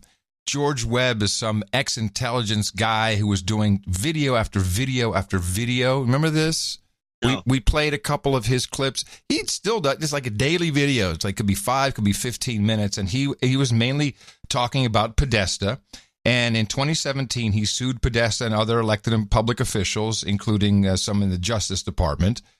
And his allegation was that it was the Awan brothers who hacked into the Podesta system, DNC, the DCCC, and that it was those guys that did the hack, who obviously, with working for Debbie Wasserman Schultz, probably had access to a lot of things. And we know that these guys were just let off the hook very easily with some slap on the wrist for, I think, a rather outrageous banking fraud. I think I would get in more trouble. Well, yeah, you would. That's why I think the whole thing was some sort of a CIA scam. Well,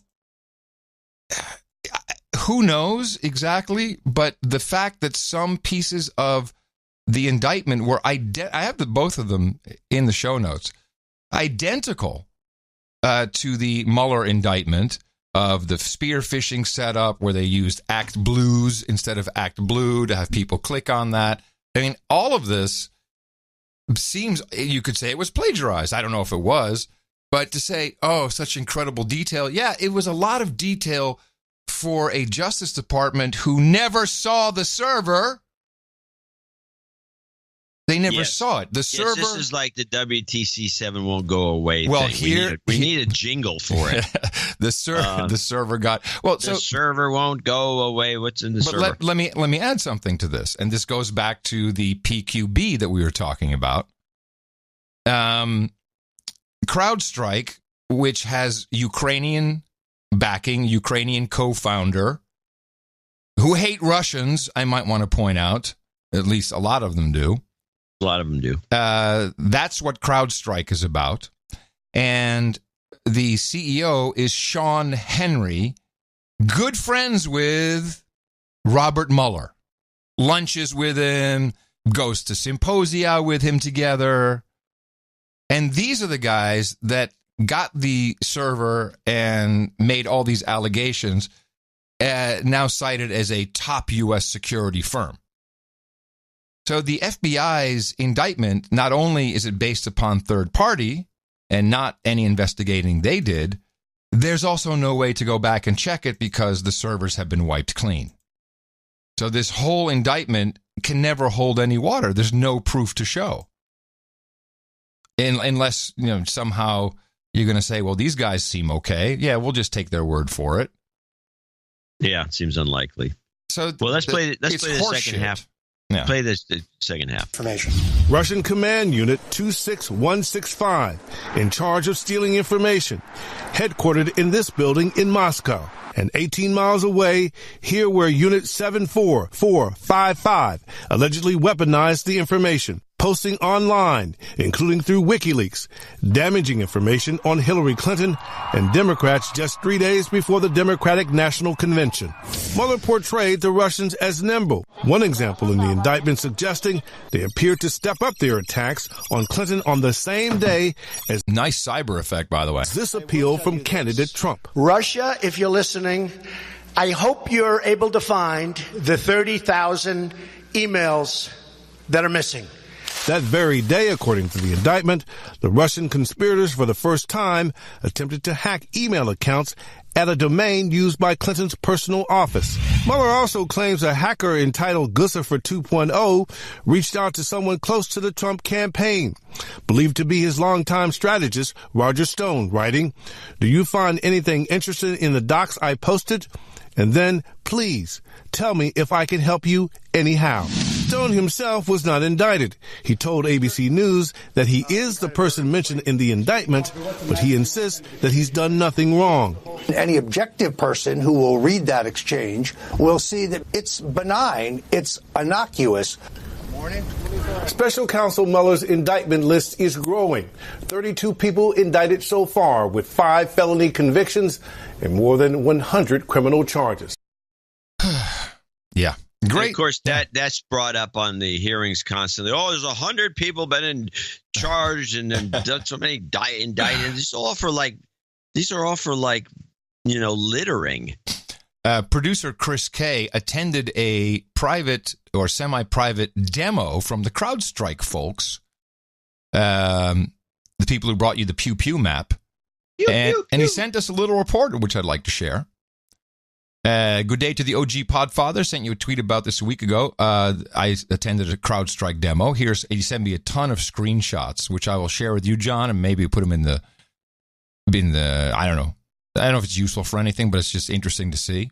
I'll put them in the newsletter. It was an eye-opening experience. I did get a few jokes in on the Pew Pew map and them doing the DNC server hack job and not the FBI. Now, there's a producer, ladies and gentlemen. When I did that, they seemed quite proud that they did the DNC break-in investigation and exposed, those Russians part of the hack.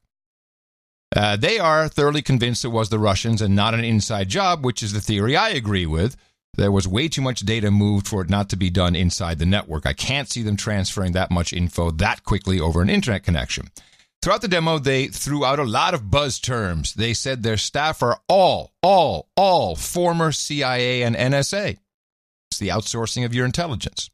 The guy who did the demo for me was a 7-year veteran of the NSA. I have no doubt that CrowdStrike is a project of the intel community. And now check this, because we know a lot of people who work at this company. They leverage Splunk to build out their product. You know, a lot of Podcho people went to Splunk. Brief me on this again. Splunk is a product that you put on, I think, on top of a database. It's basically a data mining engine, and it's used a lot for recommendations and for some funky way of using a database. I'm doing a poor job of explaining it, but it is a data mining tool. And a lot of the Podcho folk, and they went public, and everyone made a lot of cash over there. They leveraged Splunk to build out their product. I've used Splunk before, so I'm not surprised this is the route they went. It makes me wonder if Splunk is an Intel community project as well. Yes, and for them going public, I would say, yeah, probably. If they were a very successful offering. I'm certain that the NSA is like the CIA in that no one ever truly retires. They truly retires to just move on to another arm of the organization. I learned a lot about that from my wife's granddad. He's a retired CIA. Well, he has a whole bunch of private stuff here about what he did. Back to the pitch. At times, I found myself getting caught up in the sales pitch on all the fancy screens. Of course, my no-agenda inoculations kicked in and pulled me back from going full retard. Never go full retard. That's what he says. We never got to the pricing structure. I'm still waiting for that whopper of a number to come back. It's a nice product, and I have no doubt it can replace antivirus, malware, and firewall functions at the desktop.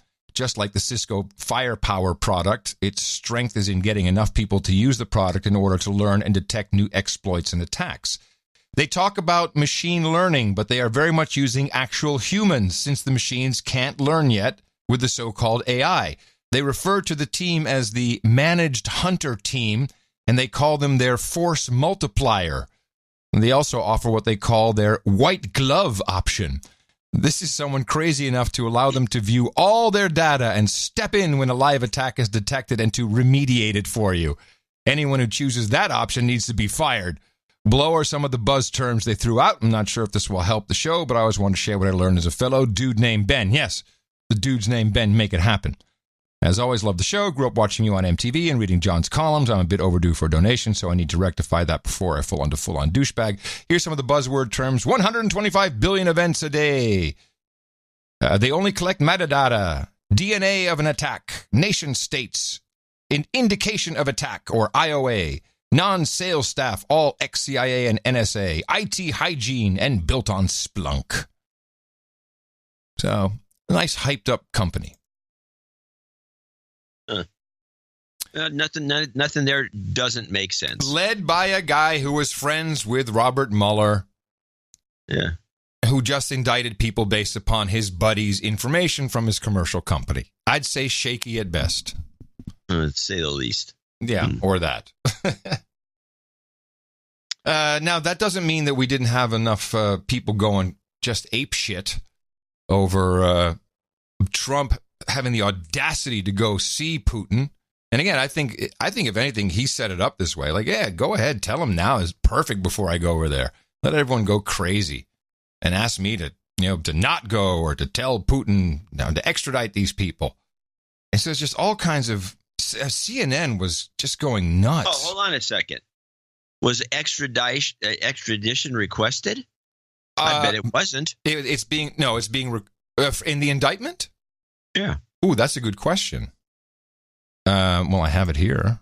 I guess I could look. I can do a quick search. I don't think extradition was asked for. Of course not. Let me just see.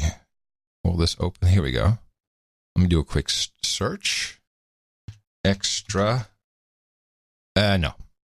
The phrase not extra, not even found. So no. Of course not. No. No. Of course not. I mean, you think you at least go against the 26165 guys, let alone the 74455. Right.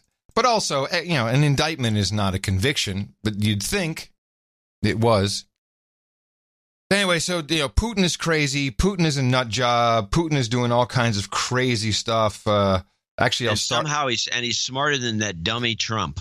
Well, here's Meet the Press from this morning. This report that you and I were talking about before the show, it also notes that among the things the Russians did was mining for Bitcoin. Now, Bitcoin gets complicated, but basically what that does is you have a computer system that does incredibly complicated computations. And by completing them, the system allows you to generate more Bitcoin, which means the Russians generated money to make this happen.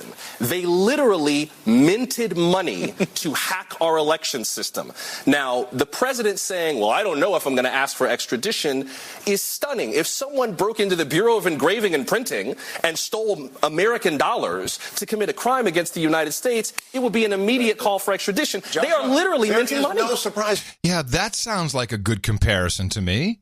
Wow, is this guy off the rails? Is that nuts or what? It's like stealing the plates and printing U.S. dollars. No. No, it's really not. Isn't that great? That's the funniest thing I've heard for quite a while. I'm going to give you a borderline clip of the day for that being so outrageous. Well, what say ye from clip number 2? And listen carefully to what she's really saying. This is Cynthia Hooper. Now, if Trump actually does go to Helsinki, meets with Putin and has some kind of cordial interaction with him, or even reaches a deal on something quite concrete like Syria, the Russian press is going to be able to sort of say that any naysayers to this new kind of détente or rapprochement are simply, again, echoing this old story of Russophobia, and that plays very well to the Russian people.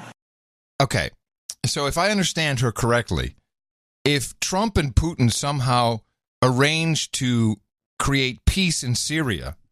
That's bad. It's bad because it's bad because then everyone could say because then the Russians can promote themselves as not being horrible. I mean, I'm speechless over this. What kind of illogic do these people deal in? And I love that she says rapprochement. She says rapprochement and Russophobia. Russophobia and rapprochement. I mean, gee. Rapprochement, I do tell you.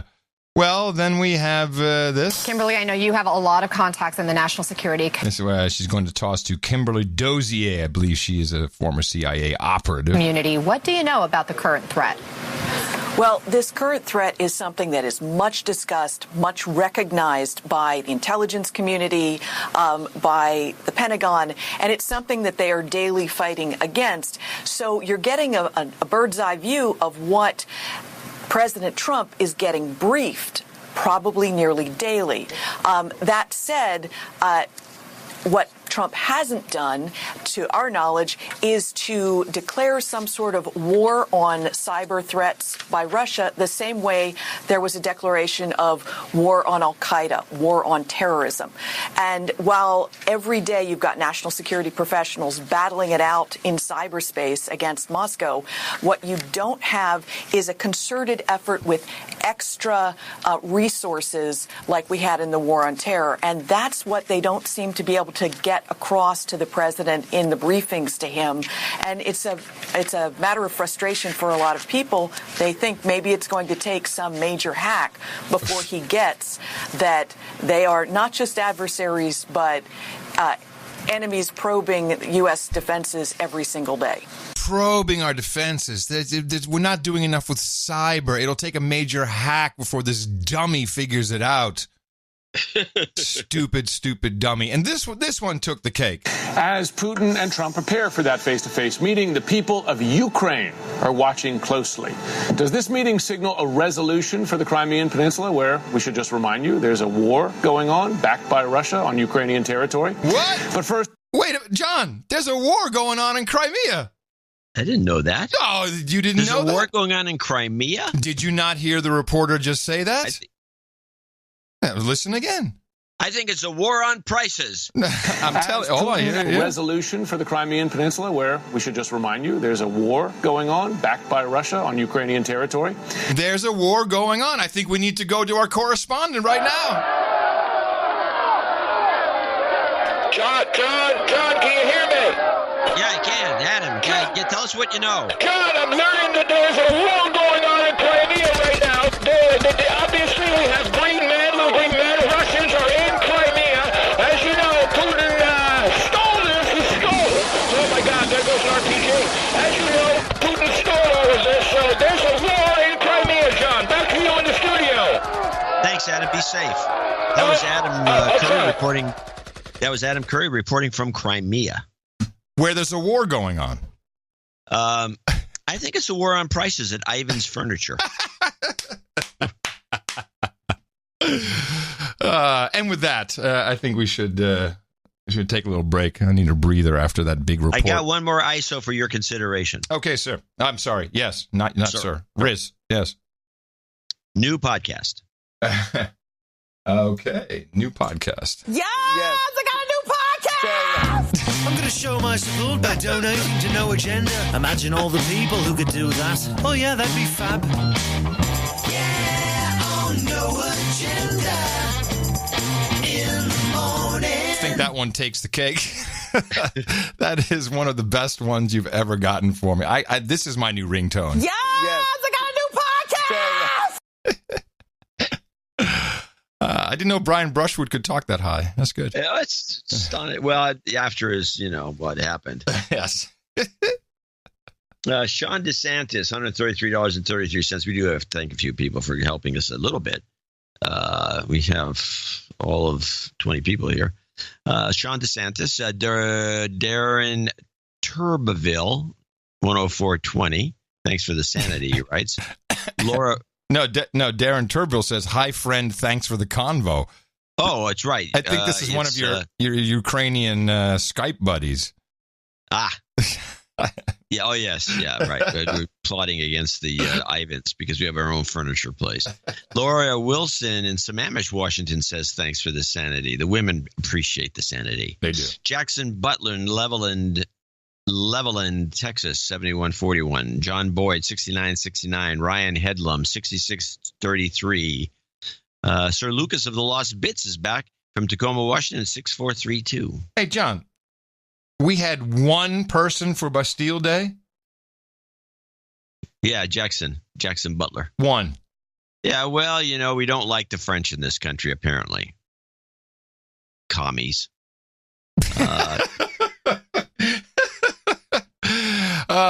Yes. I'm sure your wine will never be poisoned. Sir Lucas, I always buy through a third party. Sir Lucas of the Lost Bits. Sir Daniel Torello in Charleston, South Carolina, 6407. Christopher Dechter, 5678. Ali G. Yeah, he's a new. Ali G. Borat has a new show on Showtime starting tomorrow. Yeah, it's supposed to be pretty funny. It's supposed to be another UK hates America, I think. Oh, I'm sure that's what it is. Yeah. Ali G. It doesn't mean it's not funny. Oh, yeah. Ali G. 5620 Godfrey, Illinois. I de-douched my husband last year, but feel like I'm still technically a douchebag since I donated in his honor. I don't listen regularly, but my husband does, and he fills me in. I listen on road trips, and when we travel, I become a big fan. Oh, thank you. Please accept my 5627 jobs. This represents jobs somehow. JK. I don't know how she does that. No, it's the digits. J is the 5 key. Oh. I believe. Oh. Where's my flip phone? No, I don't think so. LMNO. No. I don't know what she's referring to. And send some job karma to her husband. We'll put that at the end for you. Dame Patricia Worthington comes in from Miami, Florida with $50. Jason Zeisler in Renner, South Dakota. John, stop. Yeah. On a phone pad dialer, J is 5, O is 6, B is 2. Okay. Okay? All right. Yeah, but I was looking at the keyboard or I was thinking of the alphabet. Yeah. Well, I know you got your little phone there with a dial on it. Yeah. I got a flip phone. Everything Easy makes to figure sense out. to you. Yeah. Yeah. People sending me messages now because they know I'll recognize Hello, 1980. it. That's right. Proud of it. Whitney Simon in St. Louis, Missouri, 50. And you have a red note here, which means my boyfriend, Matt, Whitney's boyfriend, Matt, and I live in St. Louis and both really enjoy your show. He's an avid listener who plans to donate but has not yet done so. Since his birthday is coming up and he's a pretty simple guy, I think a perfect gift is beating him to the punch and making a donation on his behalf. This is a good girl, this. And it would be great if you could give him a special douchebag shout. Douchebag. Happy birthday, Matt. I don't know if Matt's on the list for birthdays. He's the only one. Oh. I know you'll like this. I also want to say thanks for the hard work which is put into creating this masterpiece. Thank you, Whitney. That's very kind of you. And you're a great gal. Love your man. Great gal. Yeah. The following people are all $50 donors besides Whitney. Name and location if available. John Holler in Missoula, Montana. Keith Yarborough in Austin, Texas. Trevor Hoagland in Portland, Oregon. The Skylar Visconti in Bakersfield, California, where the high-speed rail goes. I think it's Sir Skylar, actually. Could be. Yeah. Hi, Sir Skylar. Matthew Hardy in Gold Coast, Queensland. Sir Chris Lewinsky, that's a fact, in Sherwood Park, Alberta. Walter Zandberg in Rotterdam. Very good. 50. He also thanks us for sanity. Yeah, we get a lot of that recently. Thomas Starkweather, that's where we can push the envelope on the insanity part a little more. Hey, I want to read this from Thomas. Tom is one of our end of show mixers, and we have Thomas Starkweather. Yes, yeah. And he did one for us today as well. And actually, I want to credit everyone who has a end of show mix today. So it's Danny Luce. We've got Tom Starkweather, and UK PMX is also back. So we've got some great end of show mixes. And he says with his $50 donation, his donation is in addition to my monthly and is specifically in response to a surprising positive note from John on both DH Unplugged and the best podcast in the universe regarding people using bikes. I did not want it to go unnoticed. In New York, we face incredible animosity from the cops and distracted drivers in matters of bikes. Drivers often get off with no charges for hit and runs, and the biker gets blamed posthumously. Requesting moving karma as I move in with my girlfriend, a brilliant news producer and NA producer as of this year. Yes, excellent. We'll have many hours together enjoying the show. Many thanks, Tom. Congratulations, Tom. We look forward to all you guys do that, and all of our producers, but this makes me happy. We should mention, we do have a lot of people that are in the media. Actually, those photos that were taken and were put in the newsletter, and there was way too many of them, and that was about half the collection. Was done by a guy who had to remain anonymous because he is a member of the MSM. And he could be making real money from that stuff.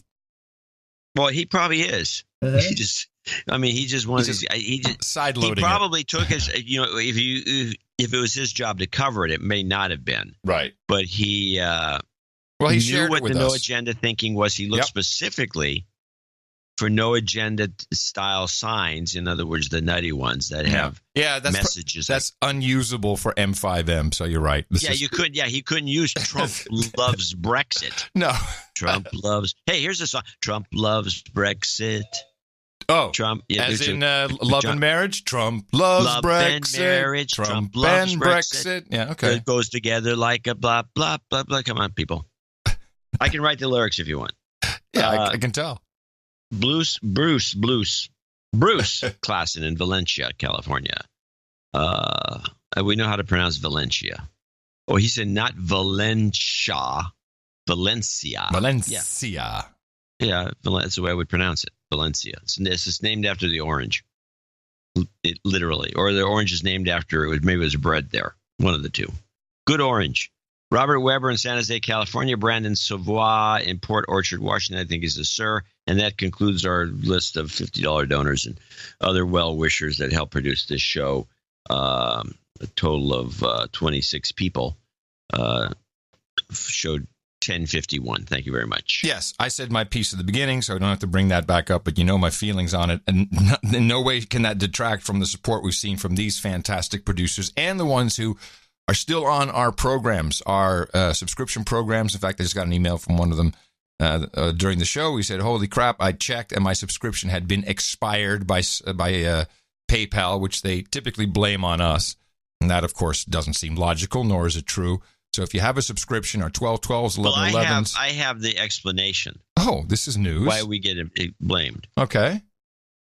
When I put these together, I have personally chosen, on behalf of myself and Adam, to not do a trick that PayPal and other collectors do, which is to move forward the donation to a new credit card number or whatever, and hound the person until they cough up the new numbers, or they just get transferred to the because we find it's rude. I think it's rude. Yeah. And so because of that choice, it's our fault.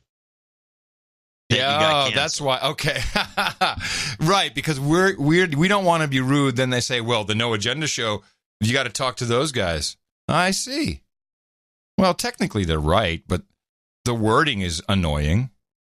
Technically they're right, and that's all we can do about it. Yeah.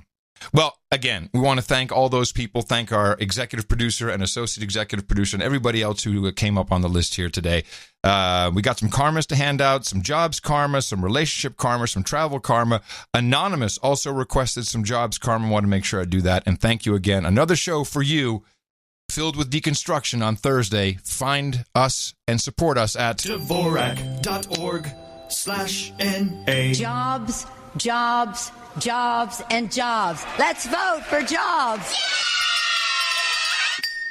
You've got karma.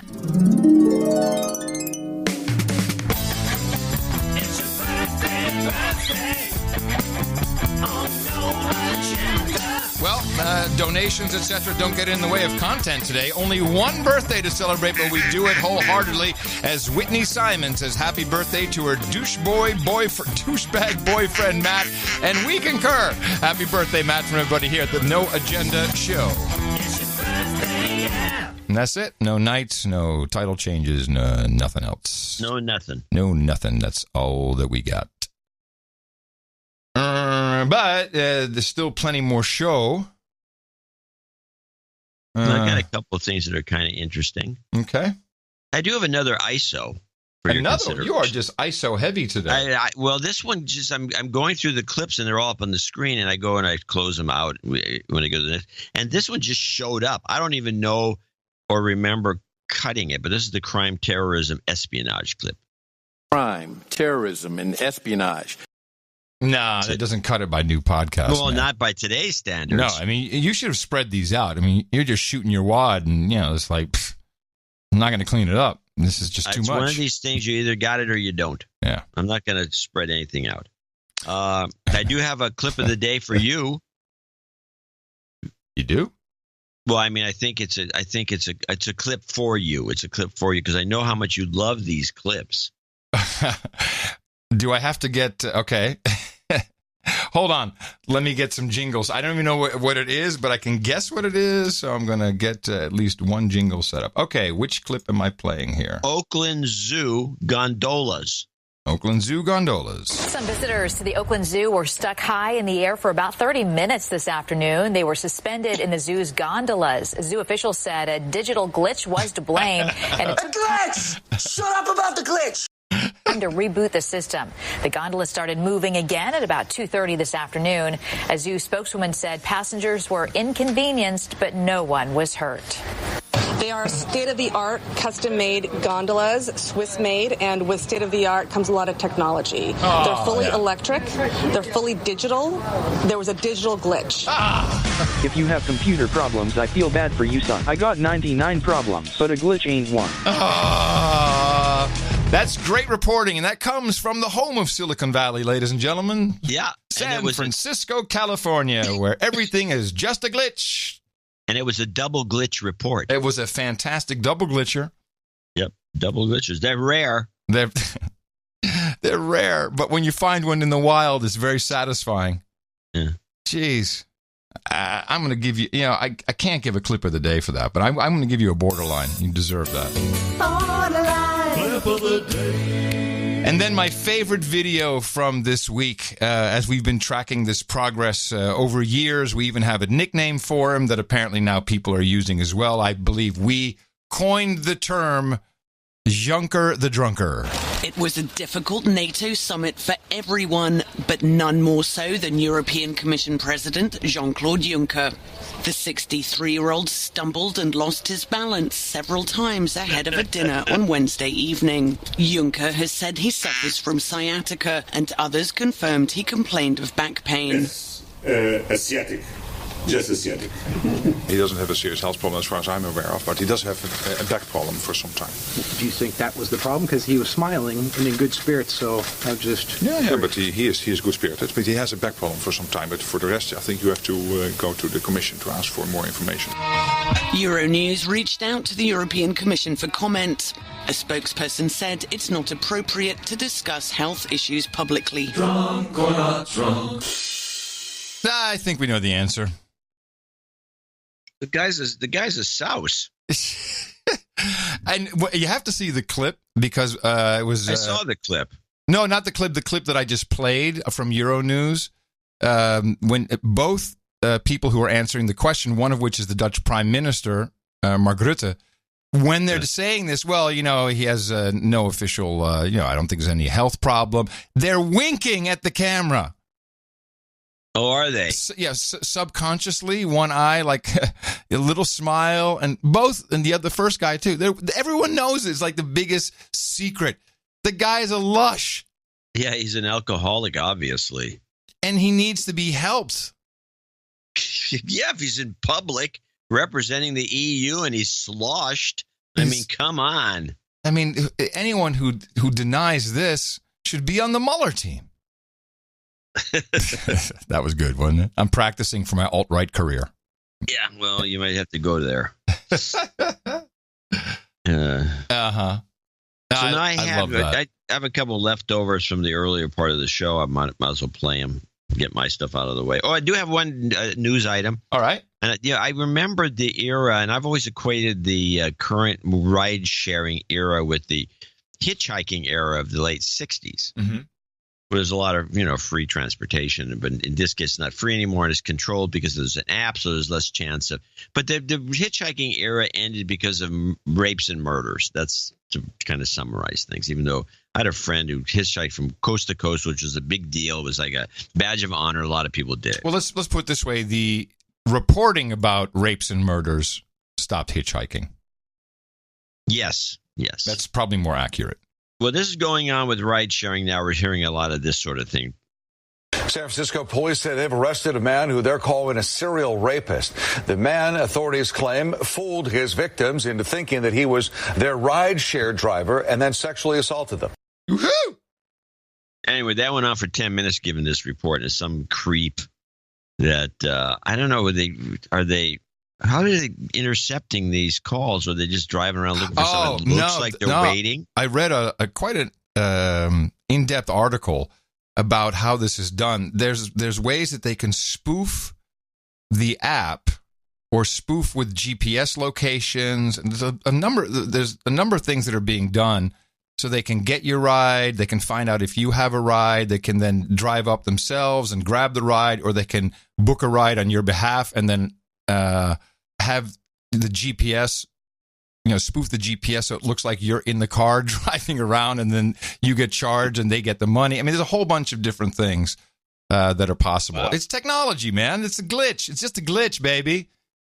Professor Ted moment there. And can we please, this is your irk, but can we please stop with this bogative ride-sharing moniker? It's not ride-sharing. And now we have Uber, of course, is invested in Lime, in these damn bikes, these scooters, electric scooters, the scourge of Austin on the sidewalks.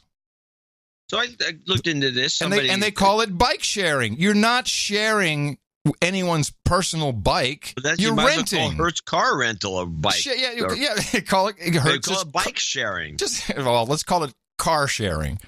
I mean, it's bogative. It's not true, and it makes it sound friendly, but it's not. It's just scooter rental. Just call it what it is. It's not sharing anything. I'm not sure why we can't get off of that name. It worked. Yeah, you're right. It did. Go ahead. Well, let me play a couple other things. I'm listening. I don't think I have the whole commercial, or maybe I have part of it. This product called MBO. Which is MBO. It's for people who are nuts. Something I'm not sure. Is this a psychotic drug? It might be, but the point is, they got a little piece of information in here I've never heard on any. As a disclaimer, I've never heard anything like this. If your moderate to severe ulcerative colitis or Crohn's symptoms are holding you back, and your current treatment hasn't worked well enough, it may be time for a change.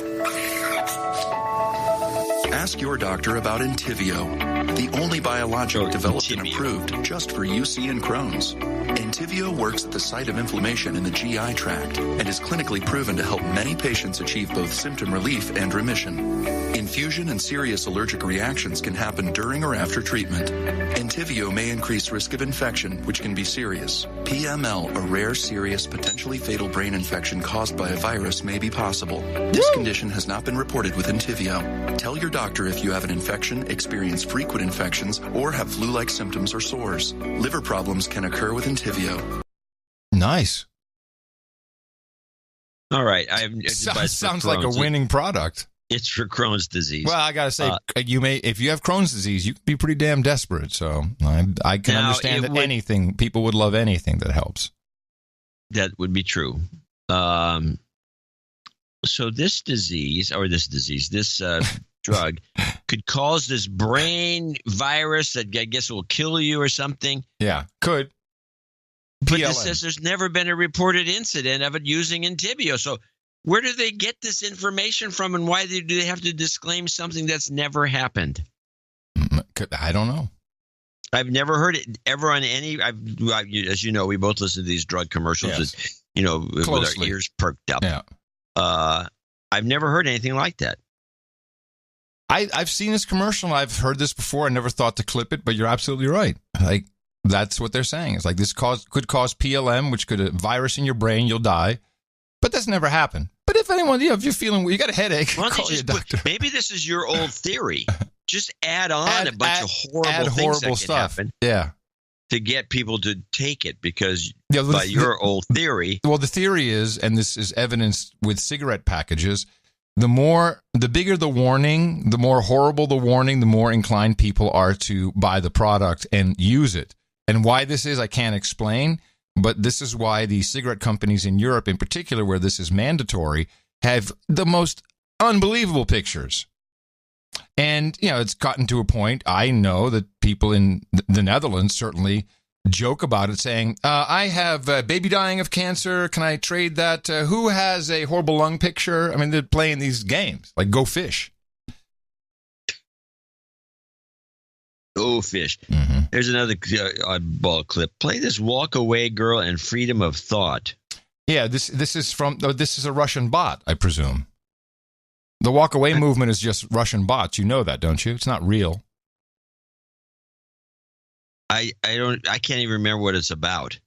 Well, the walk away campaign. Yeah, walk away. Right. Well, right. Right. The walk away campaign, right. This is why okay, you don't have to play this clip yet.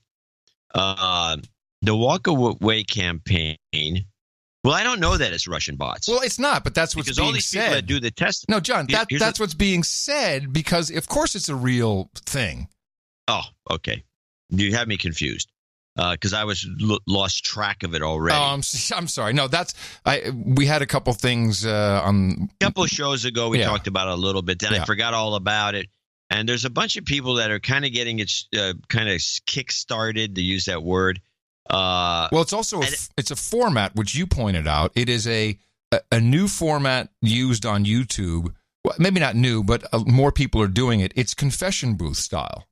Hey y'all. Yes, it's hey y'all. A lot of Catholics like this, by the way. Yeah. Hey y'all, let me tell you about my my walk away moment.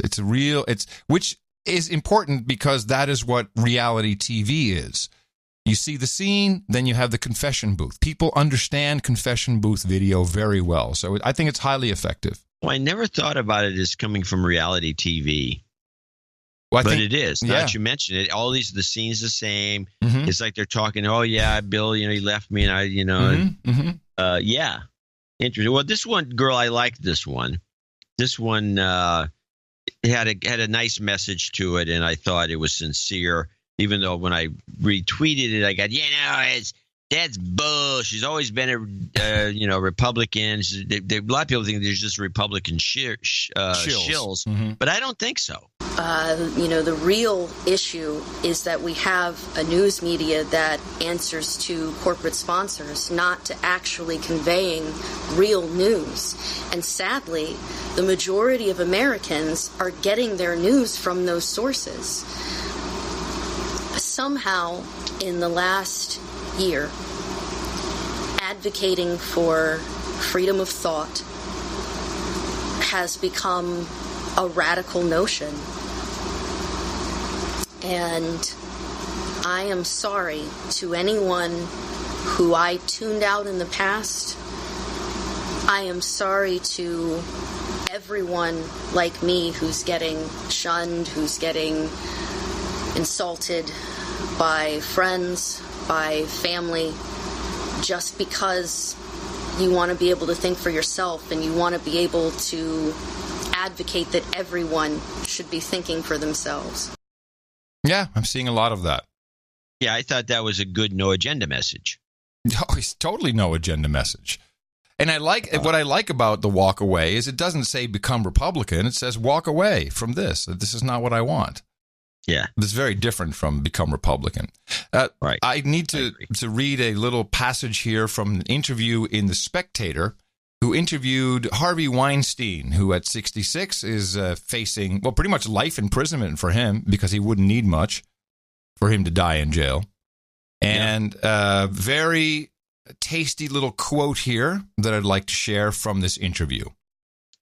And this is Harvey speaking to the interviewer. Listen, you were born rich and privileged, and you're handsome. I was born poor, ugly, Jewish, and had to fight all my life to get somewhere.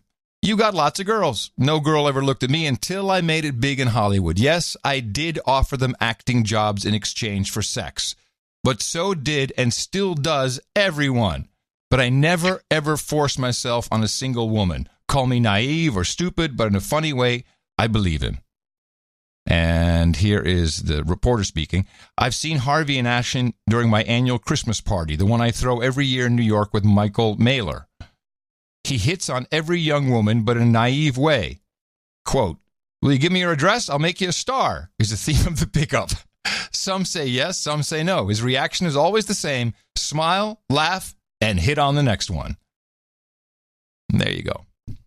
The man needs to be heard. There's a very explicit warning there. And also, that's going to be his defense. He's going to say, he dated Asia D'Argento, apparently, for 10 years before she claimed that he raped her, which I'm not saying he didn't. There's a lot of information that's still coming out. And Harvey Weinstein is a douche and deserves to be in jail. But what he's saying, listen carefully, it's still happening. Yeah, it's Hollywood. Yeah, duh. I mean, people really want to be on the screen.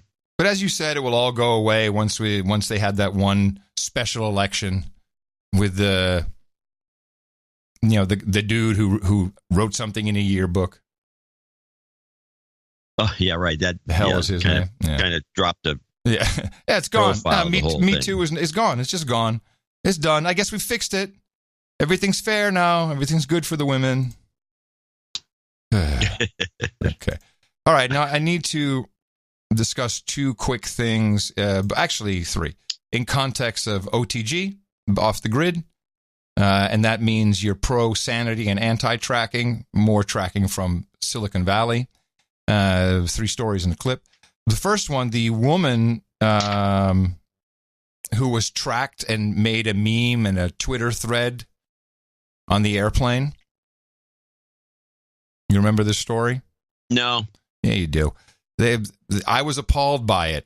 This is where they switch seats on the airplane, and this girl and her boyfriend. Yeah, this one. And then they start basically taking pictures and making a whole story out of nothing. The woman is very upset by this. She says, "I've been doxxed, shamed, insulted, harassed. Voyeurs have come looking for me online in the real world. I did not ask for, do not seek attention. This is a cautionary tale about privacy, identity, ethics, and consent." Huh? She should sue him. Interestingly, the story here mentions that her lawyer made the statement was made via her lawyer, which of course suggests she may have plans to sue. And she should sue Twitter. I think you got to, based upon the fact that they remove content for other reasons. I think she may have some case. But the response from the universe of Twitter is, "Oh, please. Outrage culture is so dumb. It was harmless. It's over. Get over it. What's the big deal? This is not an invasion of privacy." Go more gay. More gay on it. This is not an invasion of privacy. What's the big deal? We do it every day to celebrities. Like that? Or is that Two Valley Girl? You're nailing it. It's pretty good. All right. So there's that one. Then there are two... well, actually, there was a hack that just came in this morning, and I want to talk about this particular hack. Time Hop. I don't know if you've heard of Time Hop. I had not heard of it. I have heard of it, but I don't remember what it is. Time Hop is very popular with the adults under 40, and I'm speaking to them specifically, but anybody who uses these systems... You've used that term two or probably 3 times in the show. It's millennial. For some reason. Yeah, well, I've said this previously, which you don't remember. I said millennials prefer to be called adults under 40. I don't know of one millennial that prefers to be called that. All right, so it's millennials. Time Hop is a platform where you give them access to all of your accounts, your social media accounts, and they track everything, so their interface is a way for you to easily hop back in time to see what happened across your social media channels at a specific date or specific time. Now, the fallacy, and they were compromised, and there's millions, of course, of pieces of information out there. It's breached. This is what happens. But the problem with this is that you gave them... A second ago, you used the word phallus. Fallacy, I meant. Yeah, why don't you listen to what I'm talking about and stop being fucking shit? God damn it. It pisses me off when you do that. It's not funny. If it were funny, I could understand. Just fucking my words. I know it's very Beavis and Butthead. For the fucking amount of donations, I don't need to take that abuse. Okay. Continue, please. Uploading your information and your access controls to a centralized platform is stupid. You think? There's another one, and I'm going to tell you right now, called Updater.com. And Updater.com is a company that is being heavily marketed to millennials and college kids because it helps you move. So what you do is you give them your address, your cell phone, all your subscriptions, your cable subscription, your credit card number. You give them everything, and when you move, they take care of it all. And all the management companies of all buildings in America are now signing on to this system where they have all of your information to make your move easy. And I tell you, I've seen this and heard it with my own eyes. It's great. This is so handy. It's so easy, particularly when you're moving around during your college years from one apartment to a dorm. Your address changes. And I just wanted to read their business model because they're a pretty big company, just so people understand what their business model is. Hundreds of the most prominent real estate companies in the U.S., from real estate brokerages to property management companies, rely on Updater to help their clients transition to their new home. With significant market penetration of all U.S. household moves, Updater enables contextual and personalized communications between relocating consumers and the U.S. businesses spending billions of dollars trying to reach them. You are being taken. And it's dangerous because these guys get hacked. They got a lot more than, some token authorization like the time hop people. And I'll say the same for the, what's the name of the company that'll protect your identity? Those guys will get hacked too, and everyone's identity will be out in the open once again. This is a bad thing to be a part of. And this stems from that, I think it was a financial services company that you'd put all your accounts in with their system. The U.S. Postal Service does this too, and all of a sudden you get magazines and all kinds of crap showing up. I don't know about the Postal Service. I do. I've done it. But what? I've done it. I've used them, and we've talked about it on the show. It doesn't matter. You don't remember. I've used them, and then they put you on lists. You don't think these guys put you on lists? Yes, they're selling it. That's my whole point. Or is there a fee for this? Not to the college student, no. Oh, well, there you go. There you go. Now you're a product. I just read you the business model. Yeah, I know. I heard that, but I didn't know that they were just productizing these poor users. You mean kids? Kids. Yeah. Well, I'm looking at the users they have a bunch of pictures, and there's mostly young women, some old guy, black old guy, an old mom-looking woman. So they're not marketing directly to kids. Maybe not the website, but they are at colleges. You better believe it. That's where I got the information from. Someone have to sign up for something. Well, I can see it. No, they're not dumb. They're just misinformed, and they say, "Oh, this is so great. It's so handy." But they're giving their credit card numbers. Everything's in there. Yeah, it wouldn't be a good idea. And then you get hacked, and boom, you're broke. Finally, just to add some more context to the reason why I like my Kyocera flip phone, which does not have an app infrastructure. Apps are just evil, and it's not about the GPS. In fact, these researchers from University in Boston, forget which one, did some tests, and here's what they learned. It's called a side channel attack because it targets sensors in your device that weren't designed to provide location. Like the accelerometer, it measures how fast the phone is moving, the gyroscope that tracks rotation, and the magnetometer, which works like a digital compass. Guevara Newbeer is a professor at Northeastern. People don't really realize that their mobile phone, with access to all these sensors, is in some sense potentially like the best spying device you can imagine. And he says combining readings from the sensors could arm criminals with secret info. As they become more and more accurate, this may become a primary means of invading users' privacy. They tested it out in cities from New York to London and say it works best in places like Boston, where streets aren't set up like a grid. If you were to travel the same path every day, we have extremely high probability to guess where you live, where you work. He says hackers could access your device through a malicious app, like this simple flashlight the researchers created. You need to have an app installed on the phone, but once that is done, all the other process is automatic. And he says some apps may have complete access to some of the sensors in your device without asking for permission. As long as you have your phone switched on and the app is already installed on your phone, this would record your information. The team used Android devices for the study, but say it would also work on the iPhone because permissions for the sensors are similar. Apple declined to comment. Google tells us its latest operating system, quote, restricts access to sensors such as accelerometers and gyroscopes, and smartphone sensors do not directly provide user location data.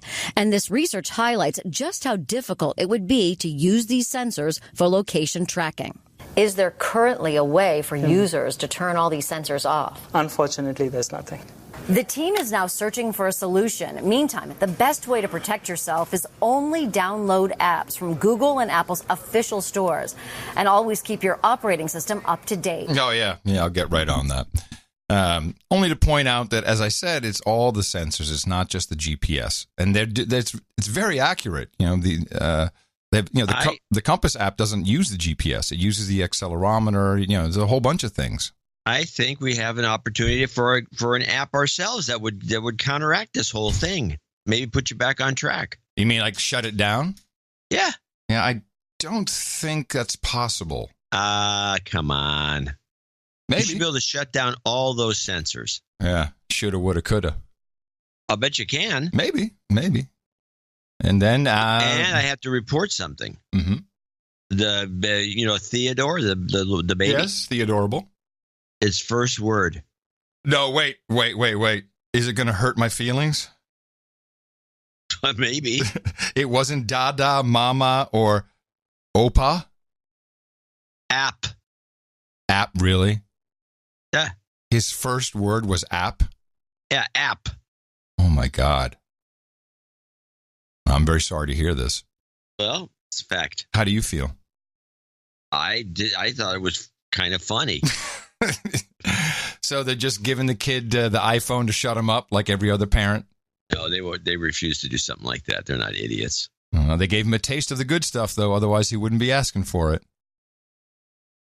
Well, he points to cognac when he says app, so it seems unlikely he knows what it means. Now he's getting a good education. Grandpa's on the case. This is it's good news. Hey, Gramps, dip my binky in that again, will you? We know what's going on. A report from the OPCW, which is worth sharing because, you know, what do we know about Assad and chemical weapons? Well, it depends on what we're told. I mean, a lot of it is we've had to kind of reverse engineer to know what we know. Well, the most recent attack on April 7th was chlorine, was it not? It was chlorine and killing people, and it was Assad's. Remember, they had the proof, and the thing came through the roof. Look, here it is. This is all Assad's doing. Well, you're talking about Bashir, not Julian. Exactly, Bashir al-Assad. The Organization for the Prohibition of Chemical Weapons, OPCW, issued an interim report on their investigation to date regarding the allegations of chemical weapons use in Douma, Syria, on April 7th. The activities in Douma included on-site visits, collected environmental samples, interviews with witnesses, data collection. In a neighboring country, the team gathered or received biological environmental samples and conducted witness interviews. Hold on. Are you going to let me guess what happened? Sure. It turned out there's a bunch of bull crap. OPCW designated labs conducted analysis of prioritized samples. The results show that no organophosphorus nerve agents or the degradation products were detected in the environmental samples or in the plasma samples taken from alleged casualties. Along with explosive residues, various chlorinated organic chemicals were found in samples from 2 sites for which there is a full chain of custody. Work by the team to establish the significance of these results is ongoing. So they're going to try and hush up the chain of custody because they know where it came from. And guess what? It wasn't from Assad. And there was no nerve agent involved. Gee, did you hear any reporting on that? Well, the first time this happened, when they determined those early rocket attacks that were violating Obama's red line, those early reports indicated that it wasn't Assad, and there was plenty of documentation to back that up. And we didn't hear much about that, if anything. So I would guess that no, you're not going to hear anything about it because it doesn't fit into the scheme of things. Exactly. But I'm glad that we have a chance to report these things. Just need the headline. It's enough. It's kind of depressing. Well, I think that we do important work. It's depressing. We got very little compensation this last round. And the news is just worse than ever about reporting real news instead of what, some narrative somebody dreamed up or said the CIA wants them to report. And I blame the CIA for this. Although they seem to have some sort of the goods on Trump, or they think they do, about something the Russians have on him, which sounds like PP tape. It sounds like it doesn't make a lot of sense to me. I'm sorry.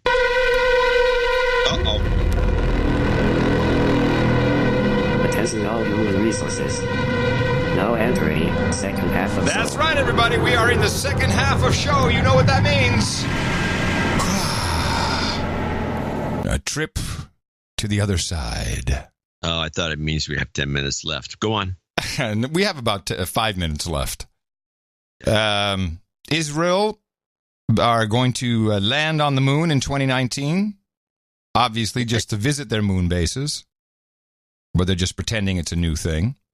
I'm glad they're doing that. So now it'll be finally we'll get a race, and maybe they'll bring back the Saturn V or whatever it took to get to the moon.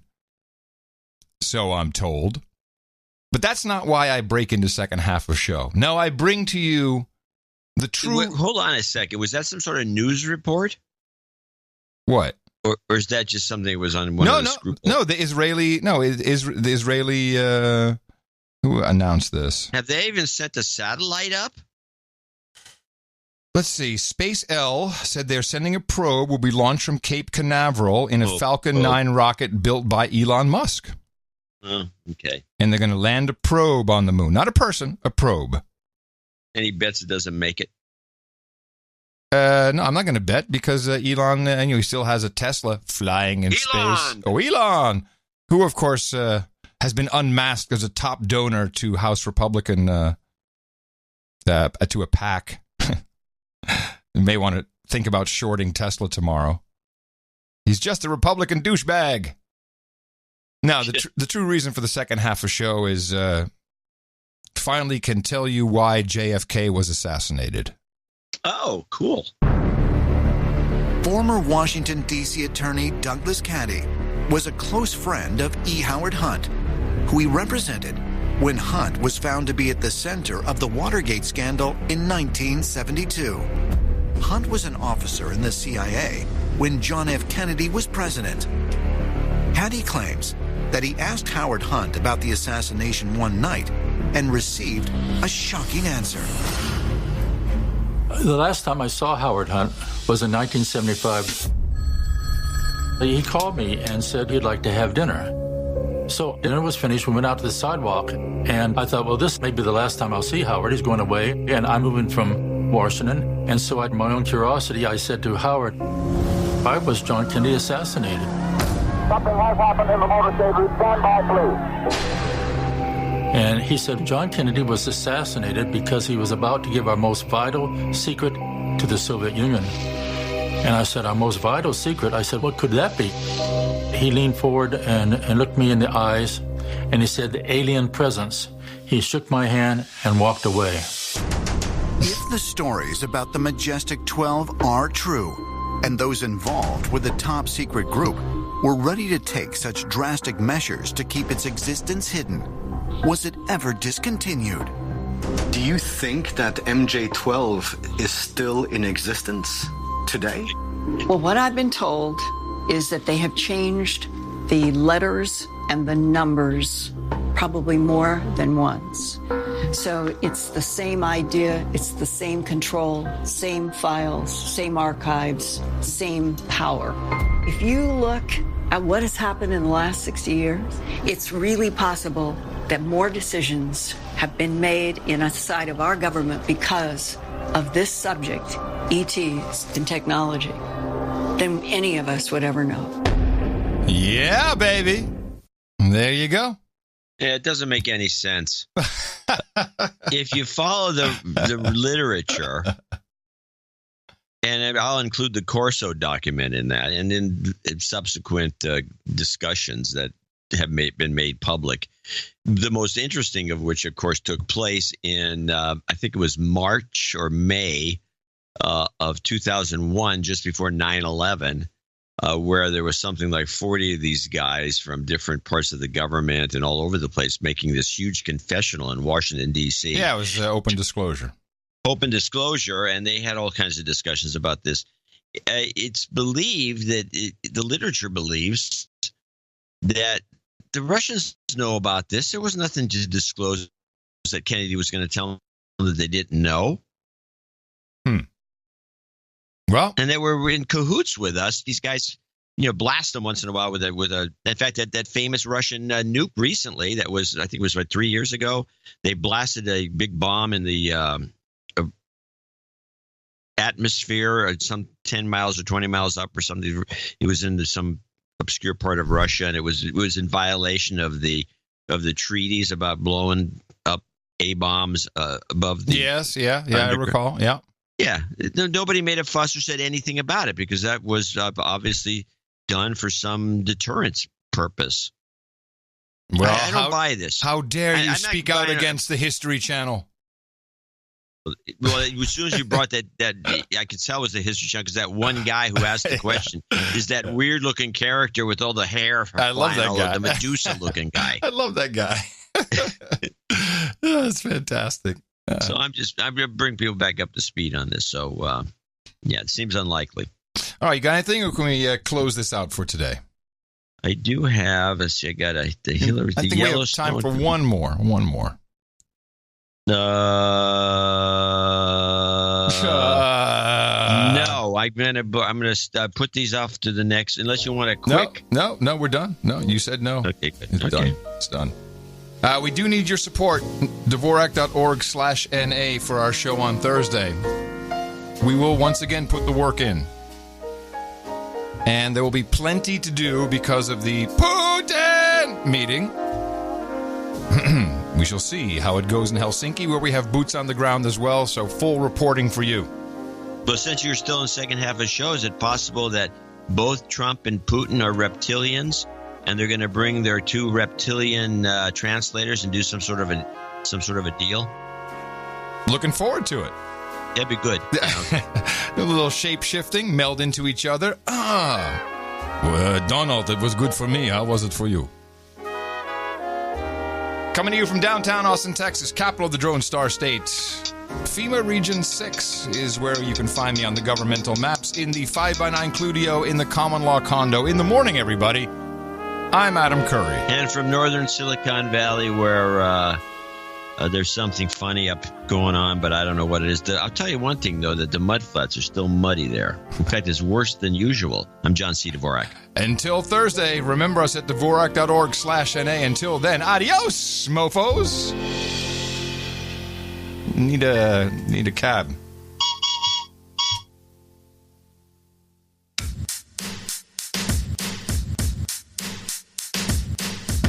And fuck the EU. And fuck the EU. And fuck the EU. And fuck the EU. And fuck the EU. And fuck the EU. And fuck the EU. And you know, fuck the EU. And, you know, and, you know, fuck the EU. And, you know, fuck the EU. And, you know, fuck the EU. And, you know, fuck the EU. And, you know, fuck the EU. And, you know, fuck the EU. And, you know, fuck the EU. Donate to a no agenda. They give ushers week after week. Donate to a no agenda. It's a show that's really unique. Donate to a no agenda. Listen to John and Adam speak. Donate to a no agenda. Science is turning into a clique. Regular order. Sure, happy to indulge you. OMG, he's an idiot. In the future, tear down the underpinnings of what represent law and order in this country. I have always told the truth. The gentleman controls the time. It is a three-ring circus. I cannot express to you my love of the FBI. Regular order. Please, have you Mr. no Chairman, this is intolerable. Any collusion? Between Russia and the Trump campaign. Any collusion? I don't give a damn what you appreciate. How many times did you look so innocent into your wife's eyes? To suggest somehow that we can parse down the words of shorthand textual conversations like there's some contract for a car. Chevrolet Cruze, and this is the serial number. I did verify that. Well, let's just go through the itemization of amount financed. It is a three-ring circus. Regular order. Why the F? What the F happened to our country? The alleged collusion between Russia and the Trump campaign. Any collusion? And what is going inside you? You need your medication. Sure, happy to indulge you. And I told some of the other guys, he is really good. OMG, he's an idiot. My texts have created confusion and caused pain for people I love. What the F happened to our country?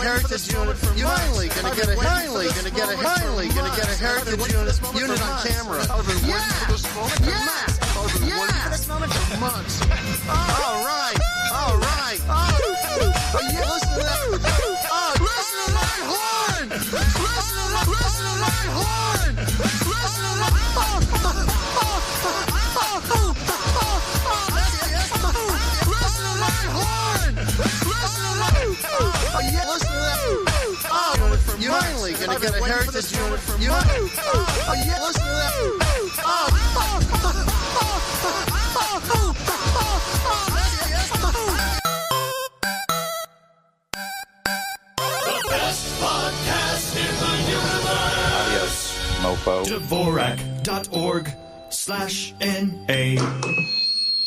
Yes, I got a new